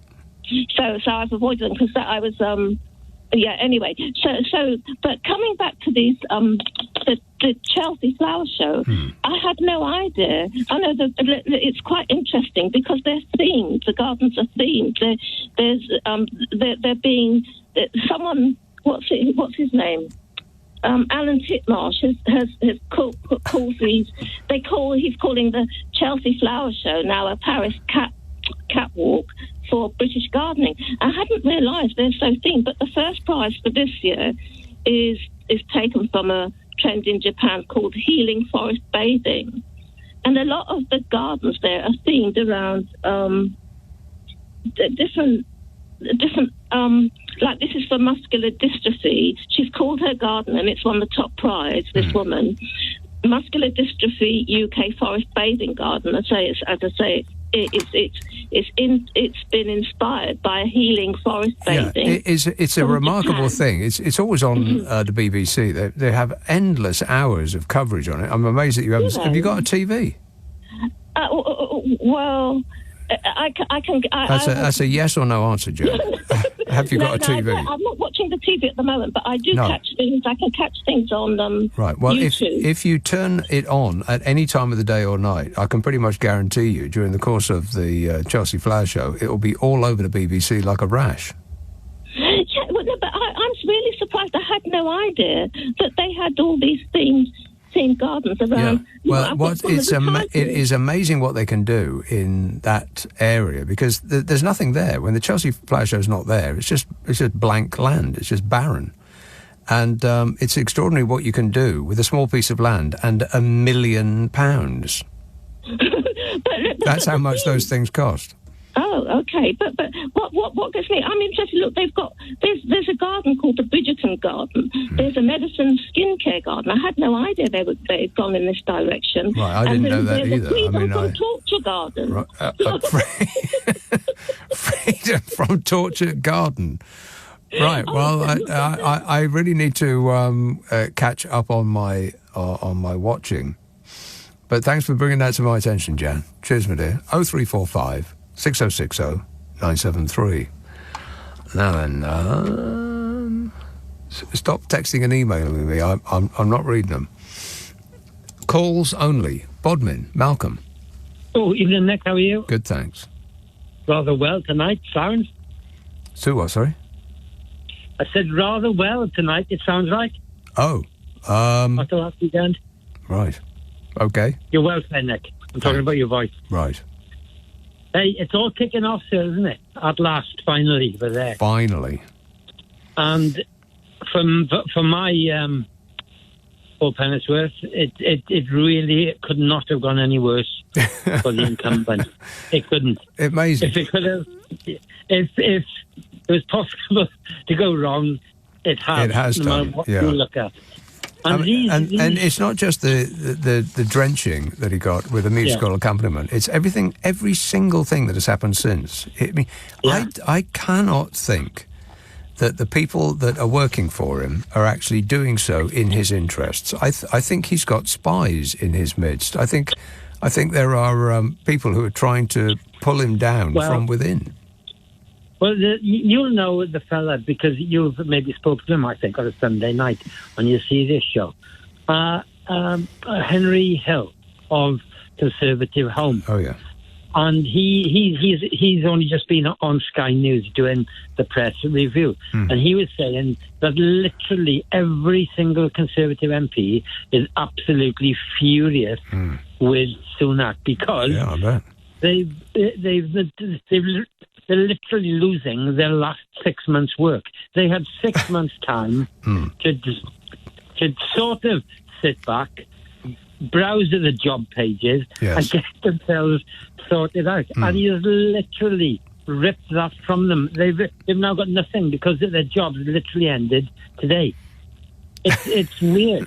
And so and the thing is that, Nick, People don't realise that, but that is true. Well, some people realise it, of course, but their jobs have finished today. That's it. It's over. They're not MPs anymore.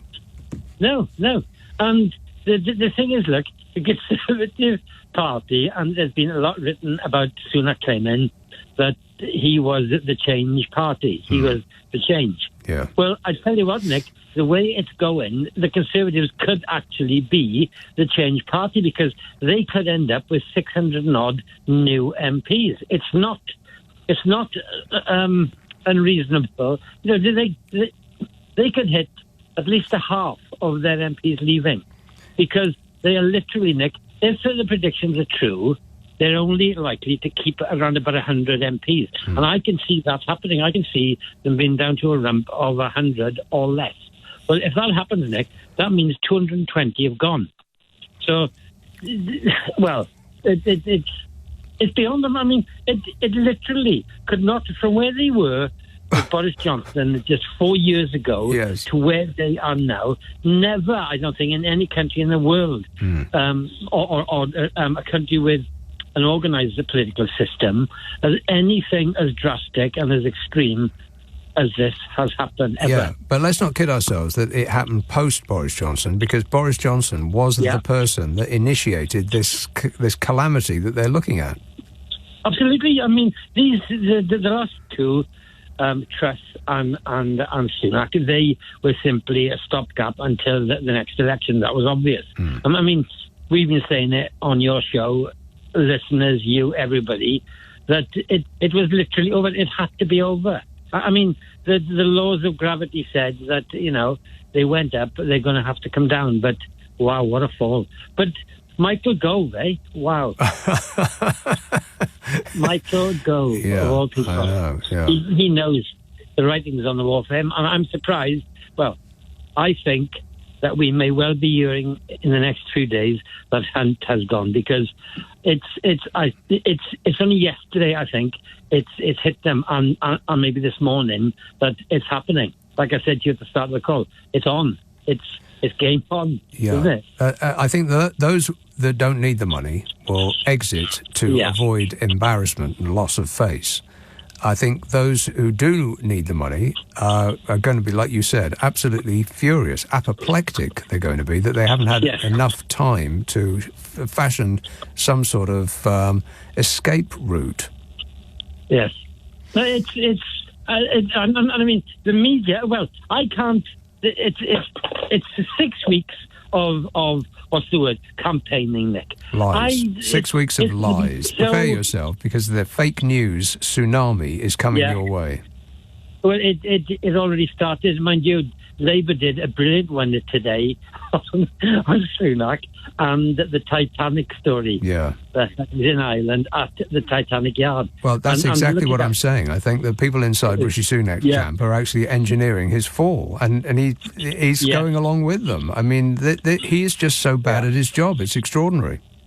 Well, I mean, this fellow, he said at the start of the press review, his first words, nobody can believe how he's gone in July, because May he would have avoided the council hammering, and October he'd have had another opportunity to hold another fiscal event and offer some more taxing. He couldn't have fluffed it bigger. He's absolutely blown it. I mean, it's very confusing, because on the one hand, I think he just doesn't want to do this job anymore because he is uniquely bad at it, and he's not getting any positive reinforcement from the public or the press. But on the other hand, he's also going out and campaigning or making a fist of doing that. No, Nick, not that it's doing him any good, but he appears to be trying to hold on. This isn't campaigning. This is absolute desperation on his part. I mean, it's him to a T in everything he's done from the point he first came to prominence in the party, which was after Brexit, and it's all Starmer. People are saying, "Oh, Starmer is looking a bit boring already." Well, I tell you what, if I was Starmer, I wouldn't do a thing out of turn. I would just sit tight, answer the questions, keep a straight face when you need to, smile when you need to, and just let the other side disintegrate further and further. And they go into next. I've been saying to you for ages that the longer they went, the more bad news that would come. That's happened. Yeah. I did say, and I was quite confident it would have been a May election. It didn't happen. I moved, and I said to you a few months back, I can't see him going beyond the start of the school holidays, and here it is. Yeah. Because after that, it's just the end, isn't it? But it's the end now. And we got ringside seats. Ain't it great? Yeah. After all we've been through, I think we deserve a little amusement right now. Thanks a lot, Malcolm. 0345 6060 973. Nick Abbott, LBC. Nick Abbott on LBC. Call 0345 6060 973. Everything is going extremely well. 0345 6060 973. I'm getting through the calls in the order in which they came. Sorry about the long wait for some of you. Glasgow. Hello, David. Hello, Nick. I'm glad you got your voice back. Thanks. I came tuned into Channel 4 News to hear Michael Gove's note was standing down. And he came out with a comment, it's time to make way for a new generation. Yeah. My question is, I wonder what generation of Conservatives is likely to come in behind him and Andrea Leadsom. Well, I wonder at the quality of them, because this shower are the best they have. So we're about to get the second best. Yeah, but I wonder, do you think they're going to be more centrist or hard right? No, I think that they've lurched to the right, and I think that that's where they're going to stay. And because they lurch to the right and they get less popular, they think, well, we haven't lurched to the right enough. And so they lurch to the right even more. You know, they're going to stay there for a long time. Oh, they're going to keep going to the right. They're going to pull in people like Suella Braverman and Priti Patel and honestly, people of that ilk, and they're going to be ever more confused that they get less and less popular the further right they go, because that's not where most people are in this country. Which country? The UK. Right. Well, it's not where people are in Scotland either. No, you're absolutely right. But Sir Keir wasn't exactly answering questions that people wanted to hear today. In what way? How do you mean? Well, he was confronted by a Scottish journalist who said, are you going to get rid of 2-cap on kids? Oh, yeah. The bedroom tax? He would not answer. Well, he's not going to get rid of the 2-cap on kids, even though MPs are paid for 3 children. Did you know that? No, I didn't. Yeah, I think they get $5,000 a year per child for 3 children, while insisting that the rest of us poor dopes who pay taxes only get it for 2, and less money, but for 2. Well, there we go. We're only day 2, Nick. I know. What could possibly happen next? Well, it's not raining. Really? Really? Wow, miracles can happen. I'm glad to see you got your voice back. All right, thanks a lot, David. Cheers, mate. 0345 6060 973. No texts, no emails tonight. I can't read them. Calls only. Croydon. Adam. Hello. Yes, sir. How are you? All right, thanks. Good. This is my first time calling into LBC. I've been listening for, I don't know, a couple of years maybe, just because it's nice to listen in the car. Anyway, my reason for calling in, I'm a musician, and I'm currently started working in a London's longest running comedy sketch musical. What's that? It's called News Review. And where does that play? It plays in the Canal Cafe Theatre near Paddington Station, not far from there, near Maida Vale. It's been running in the same space for 44 years, since 1980. Blimey. It opened. So presumably it's still running. Presumably it's a constantly changing script then? Constantly changing, yeah. Well, hence the title News Review. It's based on all the current affairs, everything that's going on in sort of mainly British, but sometimes international politics, international news. It's full of impressions. And yeah, we've sort of been in the thick of it. And in a way, you've been an inspiration in the way that I've approached it. But you're a musician. How does that fit in? Because I've always been curious about how you do this. But, you play sort of audio clips throughout your show. Is it a sampler pad or something that you use? Yeah. Yeah, so that when I heard your show, and you'd be talking about Boris Johnson's latest thing, and then you would sort of interject to sort of a quote from him. Mm-hmm. I thought that was really clever, and I wanted to incorporate that into the show, right? Which is what I've sort of done. Yeah, and he's a good one to start with, Boris Johnson, the great big greedy nincompoop. Exactly. Exactly. And it was that I've sort of taken and I've sort of got a keyboard set up on top of the piano that's got lots of different sort of quotes of politicians and sounds and noises, and it was your show that inspired my approach to that. So I just wanted to call you and let you know. Well, that's very nice of you, Adam. You should know that what I'm basing my show on is a guy in America called Neil Rogers, who is dead now, but he's the funniest man I've ever heard on the radio, or any medium, actually. And many of his shows are still available online. Neil Rogers. Neil Rogers. I haven't heard of him, but I will look him up. He was a raving genius, funniest person I've ever heard on any medium. He used to work in Florida. He was the #1 talk show host in Florida for, pretty much as long as he was working. Always #1. And like I said, thousands of his shows are still available online, so it's definitely worth looking up. Oh, no, I definitely will. Neil Rogers. Okay, I'll have a look at that. Oh, that was worth phoning in just for that. But there you go. We only opened the show yesterday. They change over the cast and everybody involved every 6 weeks. So I've taken it on this week. All right. New meat every 6 weeks. Yeah, well, we got halfway through the dress rehearsal yesterday, and notification came up on my phone that Rishi Sunak had called for an election, which I won't lie, completely screwed the entire opening number.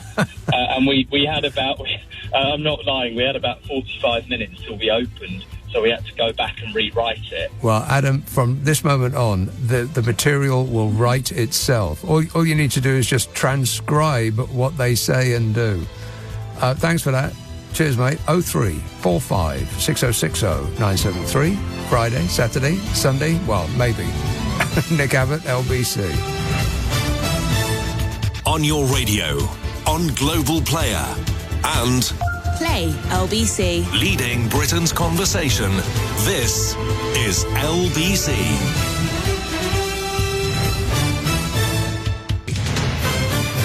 This is LBC from Global. Leading Britain's conversation with Nick Abbott. You're joking.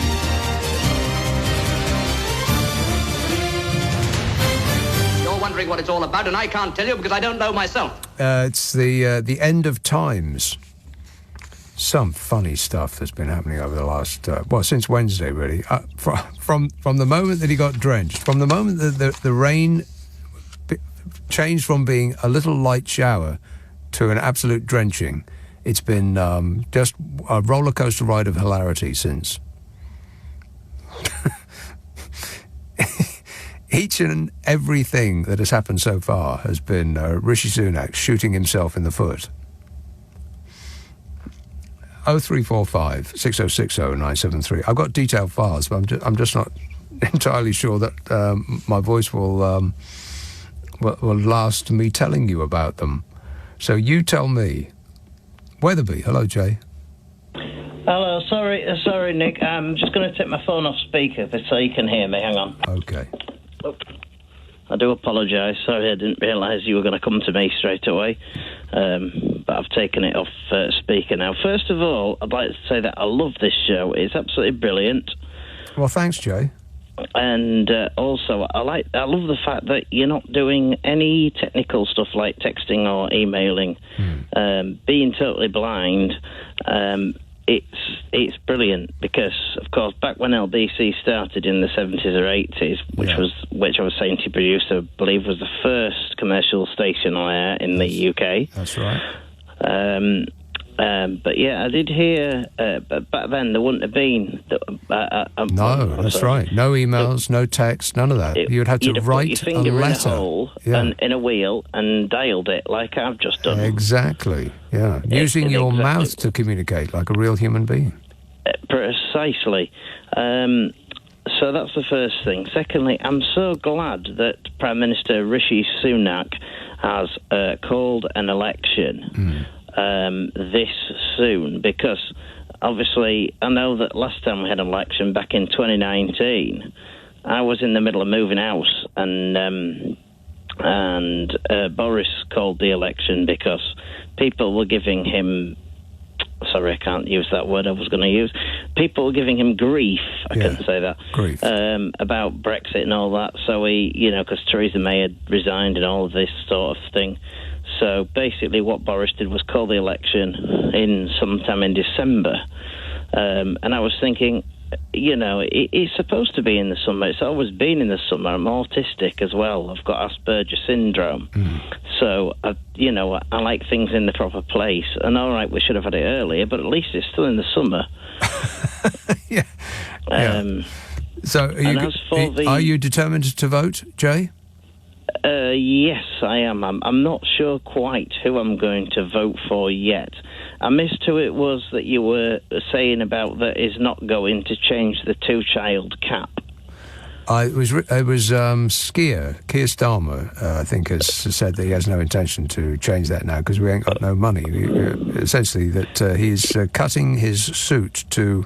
No, wait, how does the phrase go? Cutting his cloth to suit his budget, or something like that. Yeah, I mean, that to be... I mean, I'm probably not meant to say, but I would normally vote Labour. I don't mind saying... I'm sorry if I'm not allowed to say that. No, you can say that. Why not? Well, I didn't really know what the... I mean, obviously, I know I can't swear or anything, but no. I didn't know whether I could say that or not. Yeah, sure. But the way you say it rather implies that you're thinking about not doing it. Yeah, well, I was thinking because I don't believe that... But then, the family doesn't really need more than two, and if they do, then they're obviously well-to-do and they've got a big house, so they can afford them. I mean, my auntie had 4 children, which are obviously my cousins, and in fact my uncle that is married to that auntie, he's actually called Nick as well. Small world, and I have 4 cousins from them, right? But they own a business. And what my auntie and uncle have done, I'm obviously not going to give their surname because I don't want to air their business. No. But what they have done is they saved all, because they own a business. They saved.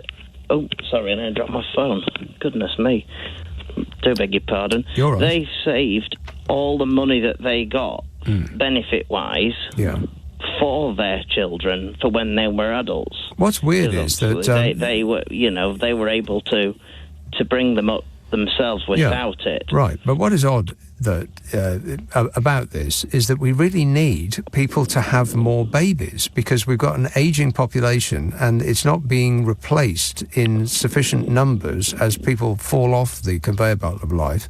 There aren't enough babies being born. So you'd think that the government, if it actually had a plan for the long-term benefit of the country, would be encouraging people to have more babies. Because otherwise we're all going to be ancient old geezers and women who are being tended to by an ever-diminishing number of younger people. So it's really incumbent on the government to encourage people to have babies, not to discourage them. In some ways I would agree, but the problem we've got is that so many parents, I'm not sure if it still happens, but I know there was a spate of it.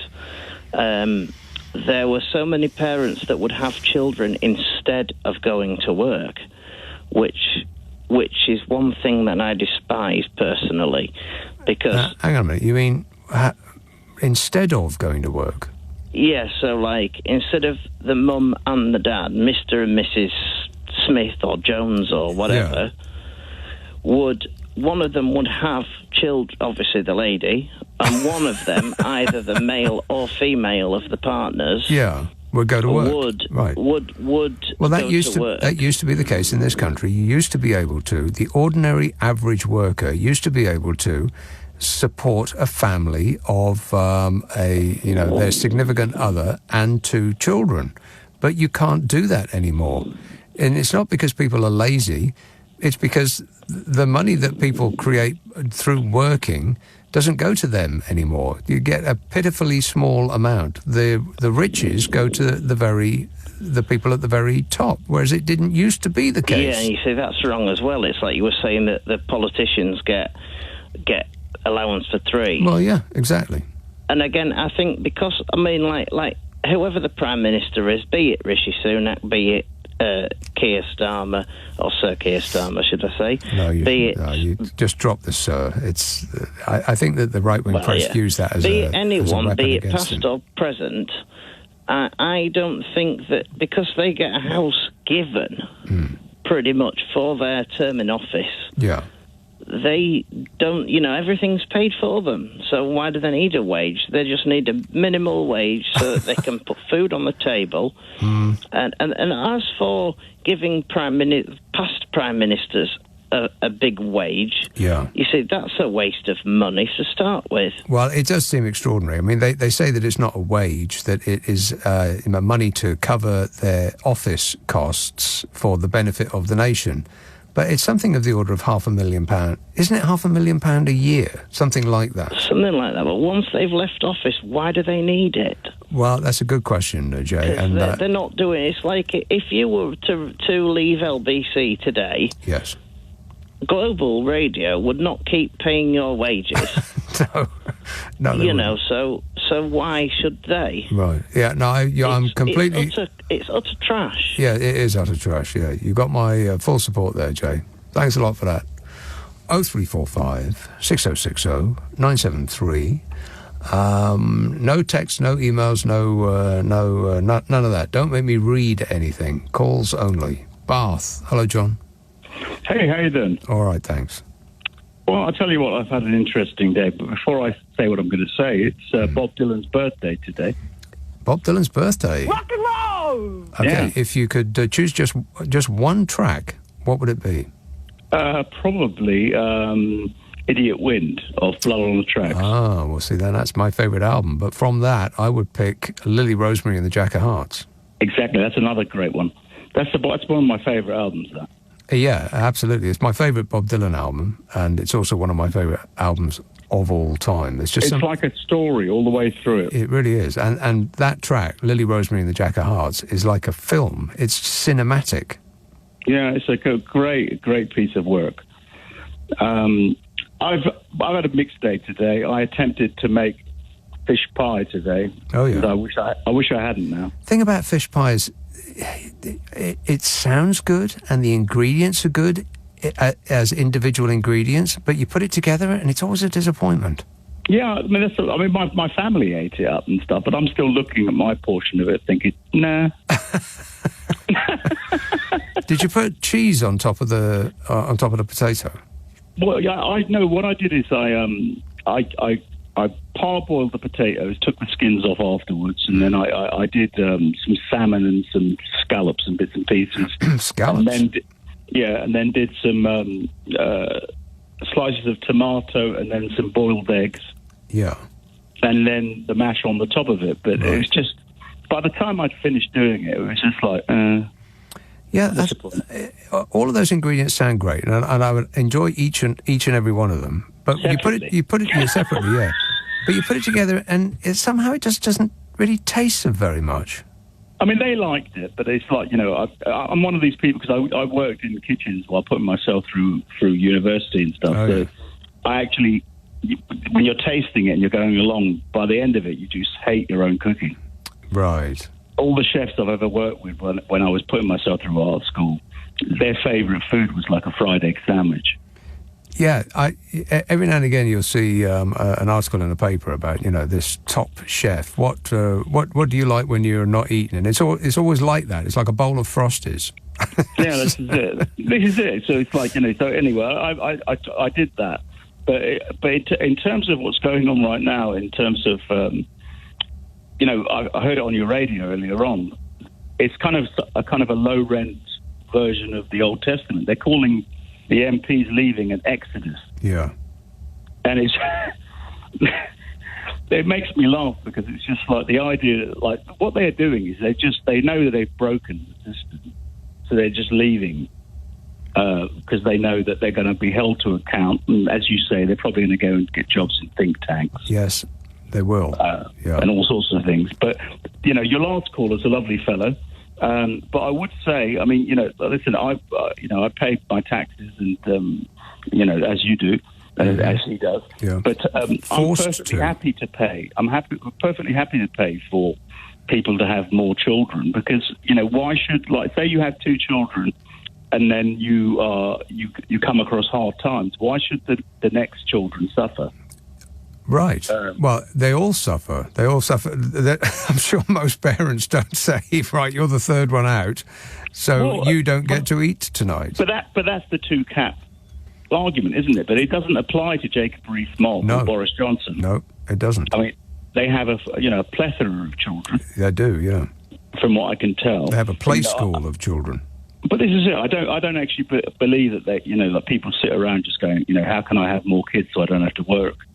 No, of course not. No, but we should be encouraging people to have more children because, like I said, the replacement ratio is not being reached, and it does. Like Japan is particularly suffering from this. They've just got a population that's getting older and older, and more numerous older people, and too few younger people to actually do the work to take care of us. But this is it, Nick. You see, I mean, imagine in like 60 years' time, the young of today needing to be sponge bathed with their Amy Winehouse tattoos on their body.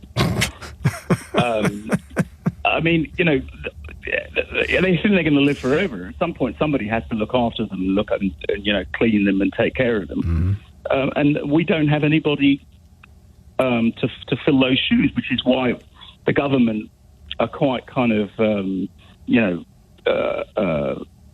of double dealing in the fact that they know they need to have people coming into this country to fill these positions, and they need more births in this country. But people are not having children. My children don't want to have children.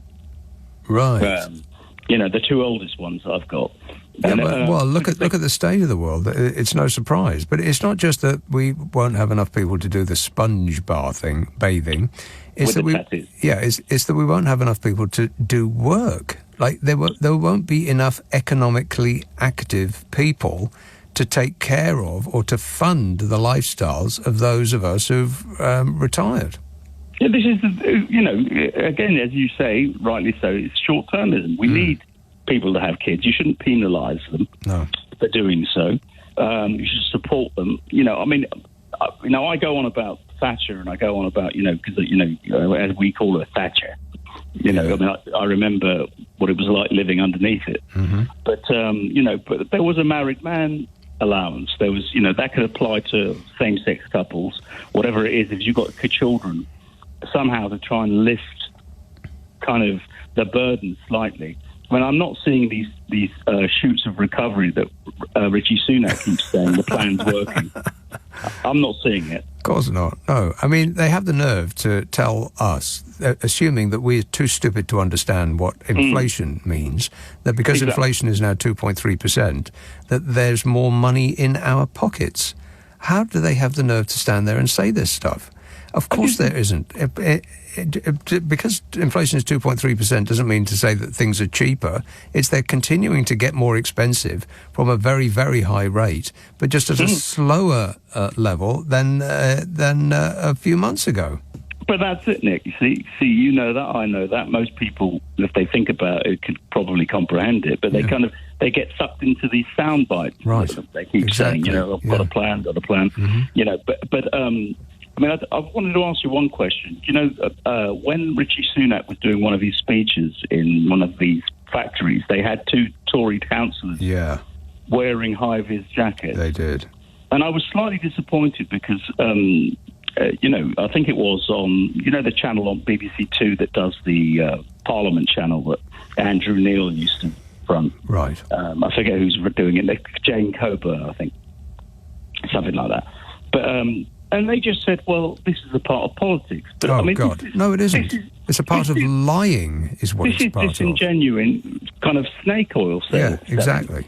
They put them in high-vis jackets and they stood in the background and pretended they were a member of the workforce. Right.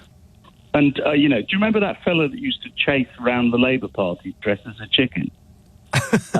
And then he ended up being an advisor to Boris Johnson. I found this out. I mean, he was part of the Partygate thing, right? But again, you look at these things and you just think, oh, it's just a guy chasing him around dressed as a chicken. But it's the same with Question Time. It's the same with radio shows and whatever it is. It's like they try to infiltrate and play slightly foul. And it's not any of the broadcasters' fault. It's actually, the machine of the government. Yeah, in much the same way as they just pluck numbers out of the air to back up their argument, knowing that because they just made it up, that their interviewer can't bat back and say, no, that's not true, because they don't have any information regarding that. because they just made it up. I mean, I don't... But, Nick, I don't know what Rishi Sunak is hoping for, because I'm in the creative industries, whether it's music or design, and I don't understand how he thinks that's going to correlate and translate to going to Silicon Valley and spouting out one-liners like that, like, I've got a plan. It's like, you know... He's not a tech nerd, though. He's a financial guy. So he doesn't have a creative bone in his body. At all. No, he just moves numbers around on a screen. Some people lose 100 million, and he makes 100 million. He doesn't make anything. That's not what he's going to be doing in California. And you know what? I very much doubt that he's going to work at all. Why would you? Him and his wife are worth £1 billion. Well, this is it. I mean, Nick, everyone is saying that they think that he called the election because he wants to enroll his children into American schools. Some people have said that there's some kind of a scandal coming that he's trying to kind of, intercept before it does. I don't know what the answer is to any of that stuff. But all I could say is, like, you hit the nail on the head. You know, we've got the blood scandal, we've got the water scandal, we've got the post office scandal, we've got Grenfell, we've got... Too many scandals to list in a brief 3-hour show. Yeah, I could be here all day, and it's just like, if that isn't enough for somebody to say, I'm going to get up and vote, then, we're lost. Exactly. Yeah, I couldn't agree more. In a nutshell, wake up, sheeple. It is later than you think. 0345 6060 973 LBC. Leading Britain's conversation. Nick Abbott. Alexa, send a comment to LBC. He is a very sick and dangerous man. I'm a very sick man. 0345 6060 973 Richmond, Virginia. Jeff. Good evening, Nick. Jeff. Nick, I must tell you that you and I share a common love, a mutual love of Neil Rogers. Really? I was taken aback. I'm a talk show host in the United States, and my wife and I listen to you every evening at cocktail hour as we are sitting around right after my show. And I have actually mentioned to Heidi more than once, he reminds me of a guy named Neil Rogers. Yeah. And I was just so thrilled to hear you mention Uncle Neil. So how come in Virginia you know about Neil Rogers? Because he was a Florida man. Well, he absolutely was. Well, my folks lived in South Florida. I spent a lot of time down there. I circulated in and out of there. I can remember him back in the Zeta 4 days, and of course the WIOD and QAM and all. Yeah, all of those great things. I showed up in the studio when he was on Zeta 4, because the Zeta 4, for 100% of this audience who have got no idea what we're talking about, Zeta 4 was a rock station, classic rock station, and Neil Rogers was on the AM sister station, and he was so successful, he was the number one in his time slot, that they put him on. Right. They ditched the rock format and put a 4-hour talk show on in breakfast, didn't they? It's incredible what they did. And he was still number one. Yeah, well, even by the time he finally retired off of WQAM many years ago, he was still number one, and he was such a unique personality, just a brilliant guy and funny, and the funniest guy I've ever heard on any medium, really. I mean, just brilliant. Yeah, I would absolutely go along with that, Nick. I mean, just funny. He could be brutal on the air, and then off the air, just an absolute sweetheart. I met him once, and never meet your heroes, because I showed up. I used to call him. I used to do a show on Radio Luxembourg, and in the studio at Luxembourg, they had a phone, and you could dial internationally, back when it cost a fortune to dial internationally. So I would be calling his show while I was on my show. And I organised that when I went to Florida, I would go in and see him. So I sat next door with Captain Dave, who was his right-hand man, and saw him do this show. And then he came in afterwards, and I just sort of became a blithering idiot. And he looked at me and thought, and I could see him think, oh God, another one of these, and he left. So that was embarrassing. Oh, well, but I have to say, the best radio line, not including LBC, of course, but the best radio lineup I ever heard in my life was Howard Stern in Breakfast, because they bought his show to put on, I think, was it QAM? One or maybe it was WIOD. Anyway, it was Howard Stern for 4 hours, followed by Neil Rogers for 4 hours, followed by Phil Hendry. Do you ever hear Phil Hendry? Oh my God! Let me tell you something. When I was visiting my folks, and they lived in Boca. I mean, you know a little bit about Florida, right? Just north of Miami. Phil Hendry was doing a show that was so unbelievably politically incorrect and offensive, and it was brilliant. And as you know, Phil used to have a handful of phones in front of him, and I actually, so that you know, I watched him work. I was there interviewing for the afternoon show at WIOD, and I watched him work one day, and the show that he was doing as I was driving back to my parents' was so over the. It was Nazi Germany versus Israel in a World Cup soccer match. There is everything offensive and wrong and vile about it. And I sat in the middle of a thunderstorm parked in my parents' driveway. I'm pretty sure my mom at some point thought I must have had a heart attack and died out there. I would not get out of the car for fear that I would miss anything that Phil had said during that broadcast. Just priceless. I mean, it really was. And Neil Rogers is completely unique, but Phil Hendry, his act was unlike anybody that you've ever heard on the radio. And essentially, he would have guests call in and say the most outrageous things. And then and then members of the public would call in and complain about the outrageous things the guests would play, not knowing that Phil Hendry was both the host and the guest on the phone. And it was so seamless, you could not tell, unless you knew that that's what he was doing, you would swear that they were two different people. Because he seemed to have the ability to talk over himself. And his stuff is still available on the net as well. Thank goodness that both of those people, the internet came along just in time that both of those shows would be stored forever. Jeff, thanks for that. I wish you all the best. Cheers, mate. Gotta go. 0345 6060 973 12:30 on LBC. The news headlines with Tim Daly. Leading Britain's conversation. Nick Abbott. Alexa, send a comment to LBC. Well, the whole world's gone crazy. Yeah, none crazier than what we've got going on right here. Brixton. Hello, Clive. Oh, hello, Nick. Clive. How are you? You sound much, much better tonight. Oh, well, that's very nice of you. Thanks. Right, now, the reason to my call. Yeah. These 74 Tory MPs that are standing down, don't be lulled into a false sense of security. Half of them will reappear, but they will now be made peers, lords and dames. Oh, no. Oh, fabulous. And worse still, they'll all be given, as I understand it, you can correct me if I'm wrong, they all get given £50,000 each to help them readjust to normality when they leave the job.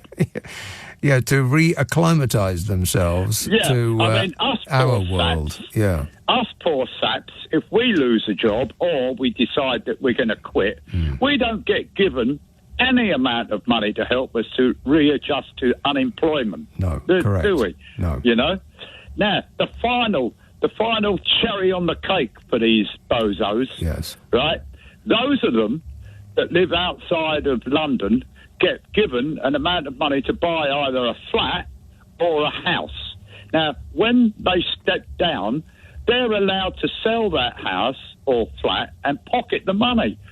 That should not be allowed. It should all come back to the state, shouldn't it? I believe. Well, you may be a little bit mixed up there. I think they get the ability to claim their rent back on a house or a flat that gives them close access to the Houses of Parliament if they live outside London. But what they tend to do is they have a property already, they rent that out for a profit, and then they rent another flat and then charge us for the flat that they've rented while they're renting out their own house and so they make money on both properties. Now, by any other description, would they not fit into the term scroungers? Yes, they would, yes. You would. I mean, I believe that as well. But, as I say, these people are going to turn up. It's like that they go through a metamorphosis of not being an MP, but they turn into a lord. I mean, it's the final insult, the final slap in the face. Yeah, you think it's bad now, just wait. Exactly right, yeah. Yeah, and I can't wait to see the back of Rishi Sunak. And I guarantee you this, Nick, the day that he loses that election, he'll be on the first jet out, and I think I've told you this before, it might ring a bell, he'll be on the first jet out to Mumbai, where his brother, or brother-in-law, has bought him a lovely palatial house out there, so that when he gets back there, he can just sit back there laughing at the state that he left this country in. I think that he'll be doing all of the above, but from his bolt hole in California. I don't think he's going... Oh, right. I would imagine that's exactly where he's going, yeah. Yeah. Well, he's got multiple homes, hasn't he? Doesn't he ever? Yeah, that's right. All right. He can live wherever he likes, Clive. I've vented my spleen, Nick. Thank you very much. All right, thanks a lot, Clive. He's vented his spleen all over me. 0345 6060 973. Yeah, I hadn't thought about that, but of course, if you join the dots, that's exactly where they're going. They should be going to jail, but they'll be going to the House of Lords. Camden, Lowley. Oh, hi, Nick. Surprise, surprise. So pleased that you're back. Thanks. Welcome back, and I'm really cheered up that you're feeling good. Cheers. So, that's great. I have something a bit controversial to say. But I would do my preamble first. When I first came to London, I went to work for an advertising company called Ogilvy and Mather. Oh, yeah. Which is kind of like this really fantastic company, actually. I was very happy there. Yeah. Very Tory, long time ago. But I learned a lot about reverse psychology. And I think I said on LBC a long time ago that I had heard Rishi Sunak without ever seeing him, because I'm visually challenged. And I had had a stroke, hadn't had any media input for 3 months until I listened to the radio when I heard his Chancellor's speech. And I thought, this man doesn't know the meaning of no. This man is dangerous. And everybody thought I meant nobody's ever said no to him. That was not what I meant. What I meant was he has a mindset that doesn't understand that no... He thinks no means the other person is stupid. They don't understand it can be changed. He'll put himself in a position where people offer him, so he gets a yes. This is not a cool guy. And experience has borne that out.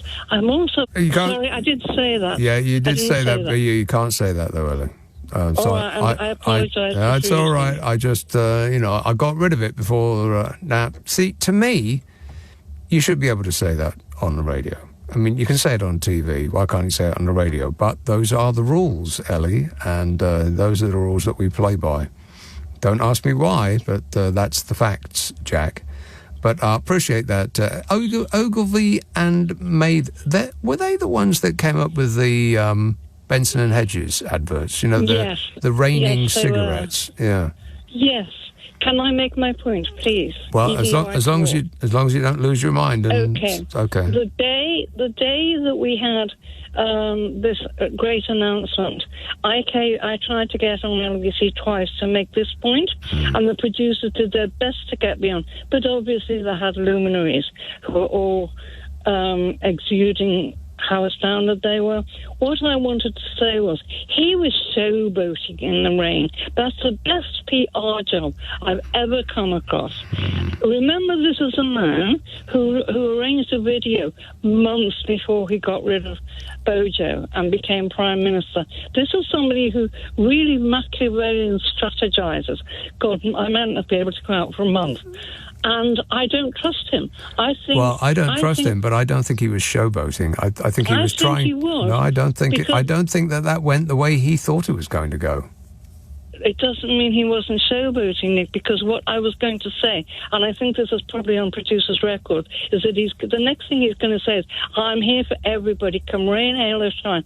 And he said it to Nick Ferrari the next day. Right. So we can expect a lot of undermining of everybody in the Labour Party. This man, he wants a second shot, I think. So I'm not trying to rain on everybody's parade, but I think he's a little bit Machiavellian. That's all I'm going to say. Yeah, well, there's absolutely no doubt about that. Yeah, I mean, using whatever underhand means necessary to get to what you want, which is why I think that we are about to receive a tsunami of misinformation. Your social media feed has already been infiltrated by bots. I mean, there's people were throwing up screenshots of messages they had in support of Rishi Sunak, which were purportedly coming from different accounts that were all exactly the same. They were the exact same words. A paragraph in defence of and support of Rishi Sunak, word for word, from multiple different accounts. And if you looked at the accounts, they had, a handful of followers. These aren't real people; they're robots. By which I don't mean an android. Affirmative. Not like that. But just computer programs. They're going to be spitting this stuff out like you've never. We will never have experienced a fake news tsunami like we're about to receive. And it's going to go, and they're going to ramp it up and up and up to a crescendo just before we all get to go out and put our cross in the box. So prepare yourself and don't believe a word of what you see, particularly on social media, because you are going to be targeted directly. I mean, they did it with Brexit. They have a file on each and every one of us as thick as a phone book. Kids will want to ask their parents what a phone book is. And they're going to use it against us. Every time you use the internet, you leave a trail behind you. And there's corporations now, the names we are familiar with, and they will know whether you are a cat lover, whether you have lumbago, they will know whether you like American TV shows, they will know whether you have a car, whether you're concerned about the environment, and etc. and so on. And they will target direct messages to you based on what they know about you. So it's not going to be blanket, as it used to be, blanket messages of, support the workers, vote Labour, or we care about you, vote Conservative. It's going to be directly targeted at you. You, cat lover, do you realise that Keir Starmer hates cats? I mean, that sounds silly, but just think of everything that's happened since Rishi Sunak trudged away from the lectern in the rain. It's all been silly. With an undercurrent of unpleasantness. I think it's about to get really nasty. Just think a rat fighting its way out of a corner. That nasty. 0345 6060 973. Let's see now. Birkenhead, Mark. Hello. Yes, Mark. Gee, where's the start? One, I cannot understand how any person can vote Conservative. It is beyond my comprehension. And the way the narrative is shaped to sort of step it, like Rishi Sunak gets on and he says, what's wrong with the world and the country and all, like he's had nothing to do with it. And if Labour come in, things will get bad. Well, they will continue to get bad for a considerable time because it's a heavy ship to turn around. Yeah, and the thing that's really irked me the most was Farage when asked was he going to stand for the Reform Reich Party, and he said no, because I'm more interested in the American election. Yeah. You should have a bullet through the brain for treason. Well, metaphorically speaking, Mark, you don't actually mean that. No one actually means that. But, it does seem to be somewhat less than patriotic to run away at this moment, this desperate moment in this country's history, to run away to America, to where the big money is, of course. Let's not forget about that. He's going to pucker up and vapour lock onto Donald Trump's enormous rump. It's just... And leaving the party that he is the... Because it's not a party in the traditional sense, it's a company. The Reform Party is a company. And he is the chief shareholder. And he's running away at this moment to suck up to the world's most awful orange person. Don't be rude. It's true. Thanks, Mark. Gotta go. 0345 6060 973 LBC. This is LBC with Nick Abbott. Call 0345 6060 973. Tweet at LBC. Text 84850. Come on, we're running late. We are running late. Camden. Hello, Ellie. Ellie? Ellie will be with us in 8 seconds when she realises we're on a delay. Here we go. Still nothing. Left the phone on the desk. Oh, well, never mind. Better luck next time. She has been waiting a very, very long time. Manchester. Hello, Raj. Oh, come on now. Not 2 in a row. No, Raj. I'm here. Nick. There you are. Okay, so, you just hit the nail on the head then. But I'll try and explain, I think, what the Conservative tactics are from here on. So, instead of them being able to get people to, new voters, or people who are saying that Labour voters to switch to Conservative, they want to now kind of get Labour voters just not to vote at all. Yes. For example, the target marketing, they'll say, for example, this is just an example, they'll say, black people, for example, look how they treated Diane Abbott all this time, don't vote for them. Right. And they'll send something similar to Muslim people saying, oh, look what they've done over Palestine, don't vote for them. So instead of trying to get people to convert, they want people not to go and vote for them. Yeah, that's right. Well, they're making every effort, it seems to me, to try to make it as difficult as possible for anybody that is not likely to vote Conservative to go and vote at all. The other reason why I rang was, just hear me out on this one. Could you ever envisage, say, a Neil Kinnock and a Margaret Thatcher swapping parties? No. Right, but could you imagine Keir Starmer and Rishi Sunak swapping parties? Well, Keir Starmer, yes. Sunak, no. No, but if it meant he could win something, if it meant something in it for him, not for his morals or what his ethics are or what he believes is the right way of going about it, but if he thinks it could be something in it for him, and I think Boris Johnson would be the same. I think Boris Johnson would flip just like that, because he's not bothered only in it for himself. Well, yeah, I agree with and that. It just shows that they've got no ethics or no morals.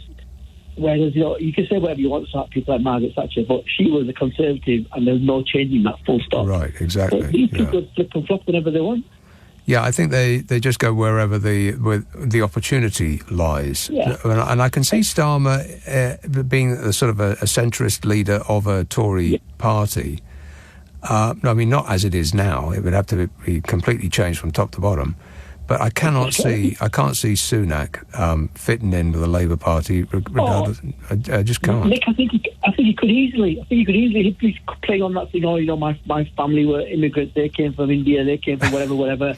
They'll be playing on that kind of. So I know exactly what it's like for these people who didn't have any money when we were young. He can play all that nonsense. Just as long as he doesn't have to speak. Yeah, just as long as he doesn't have to speak to any working class people, then he'll probably get away with it. Yeah, you're right. Yeah, but I could easily see them swapping sides. You could just picture them, because they're both really centrist. However, Sunak's party is obviously very right, and he's had to just go with the flow, because obviously... Yeah, I don't know. I mean, I'm not sure about that. I think that Rishi Sunak is much more right-wing than the people assume. And I think people assume that he's sort of soft and... You remember people used to call him Dishy Rishi? Oh my God. Yeah, I know exactly. It's vomit-inducing, but we did as a country. But I think that people are mistaken about that because they just look at his.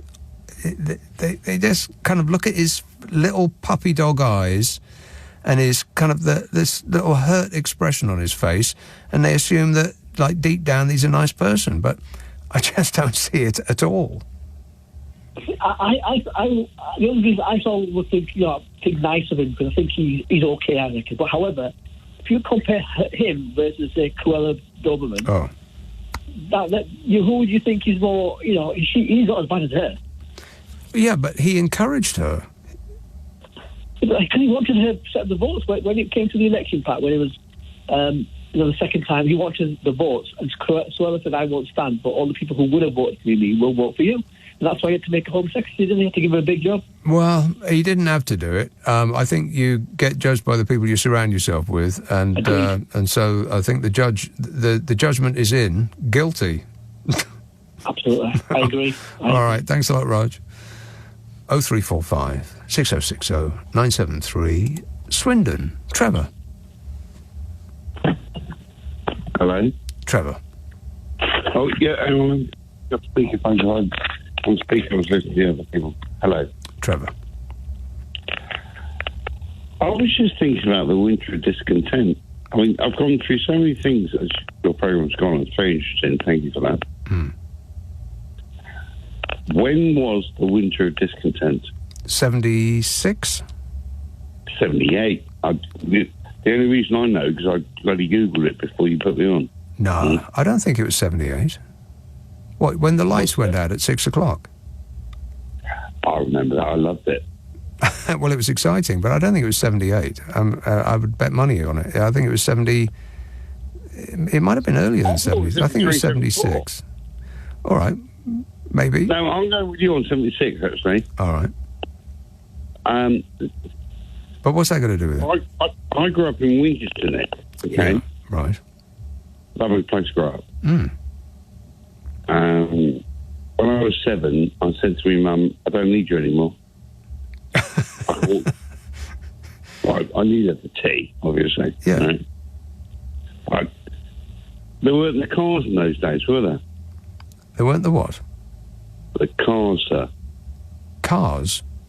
Yeah, there weren't that many cars about. Well, fewer than there are now, yeah. Down the road on their own, that's what I'm trying to say. Oh, right. Mm-hmm. It was safe place to grow up, big boy. It was safe. Well, I think it's, well, it's not very safe to walk down the middle of the road these days. That is true. But as for our personal safety, I'm sure that we're just as safe, if not more safe now than we were then. It's just that every single tiny little thing that happens to people in your area and beyond gets reported now, whereas in 1976 it didn't, because essentially other people's misfortunes is not, or did not used to be, news, whereas now it's all that people seem to be interested in. I stole some sweets once. Woolworths? No, it wasn't. It was Four Boys. Oh, yeah. No, well, Four Boys, isn't that a chocolate bar? Oh, no, that's Five Boys, isn't it? It was a shop, you silly sausage. Four Boys was a shop, right, okay. Anyway, so I got caught. They didn't, this is 1972. Yeah. They didn't call the police. They nicked me, obviously, right?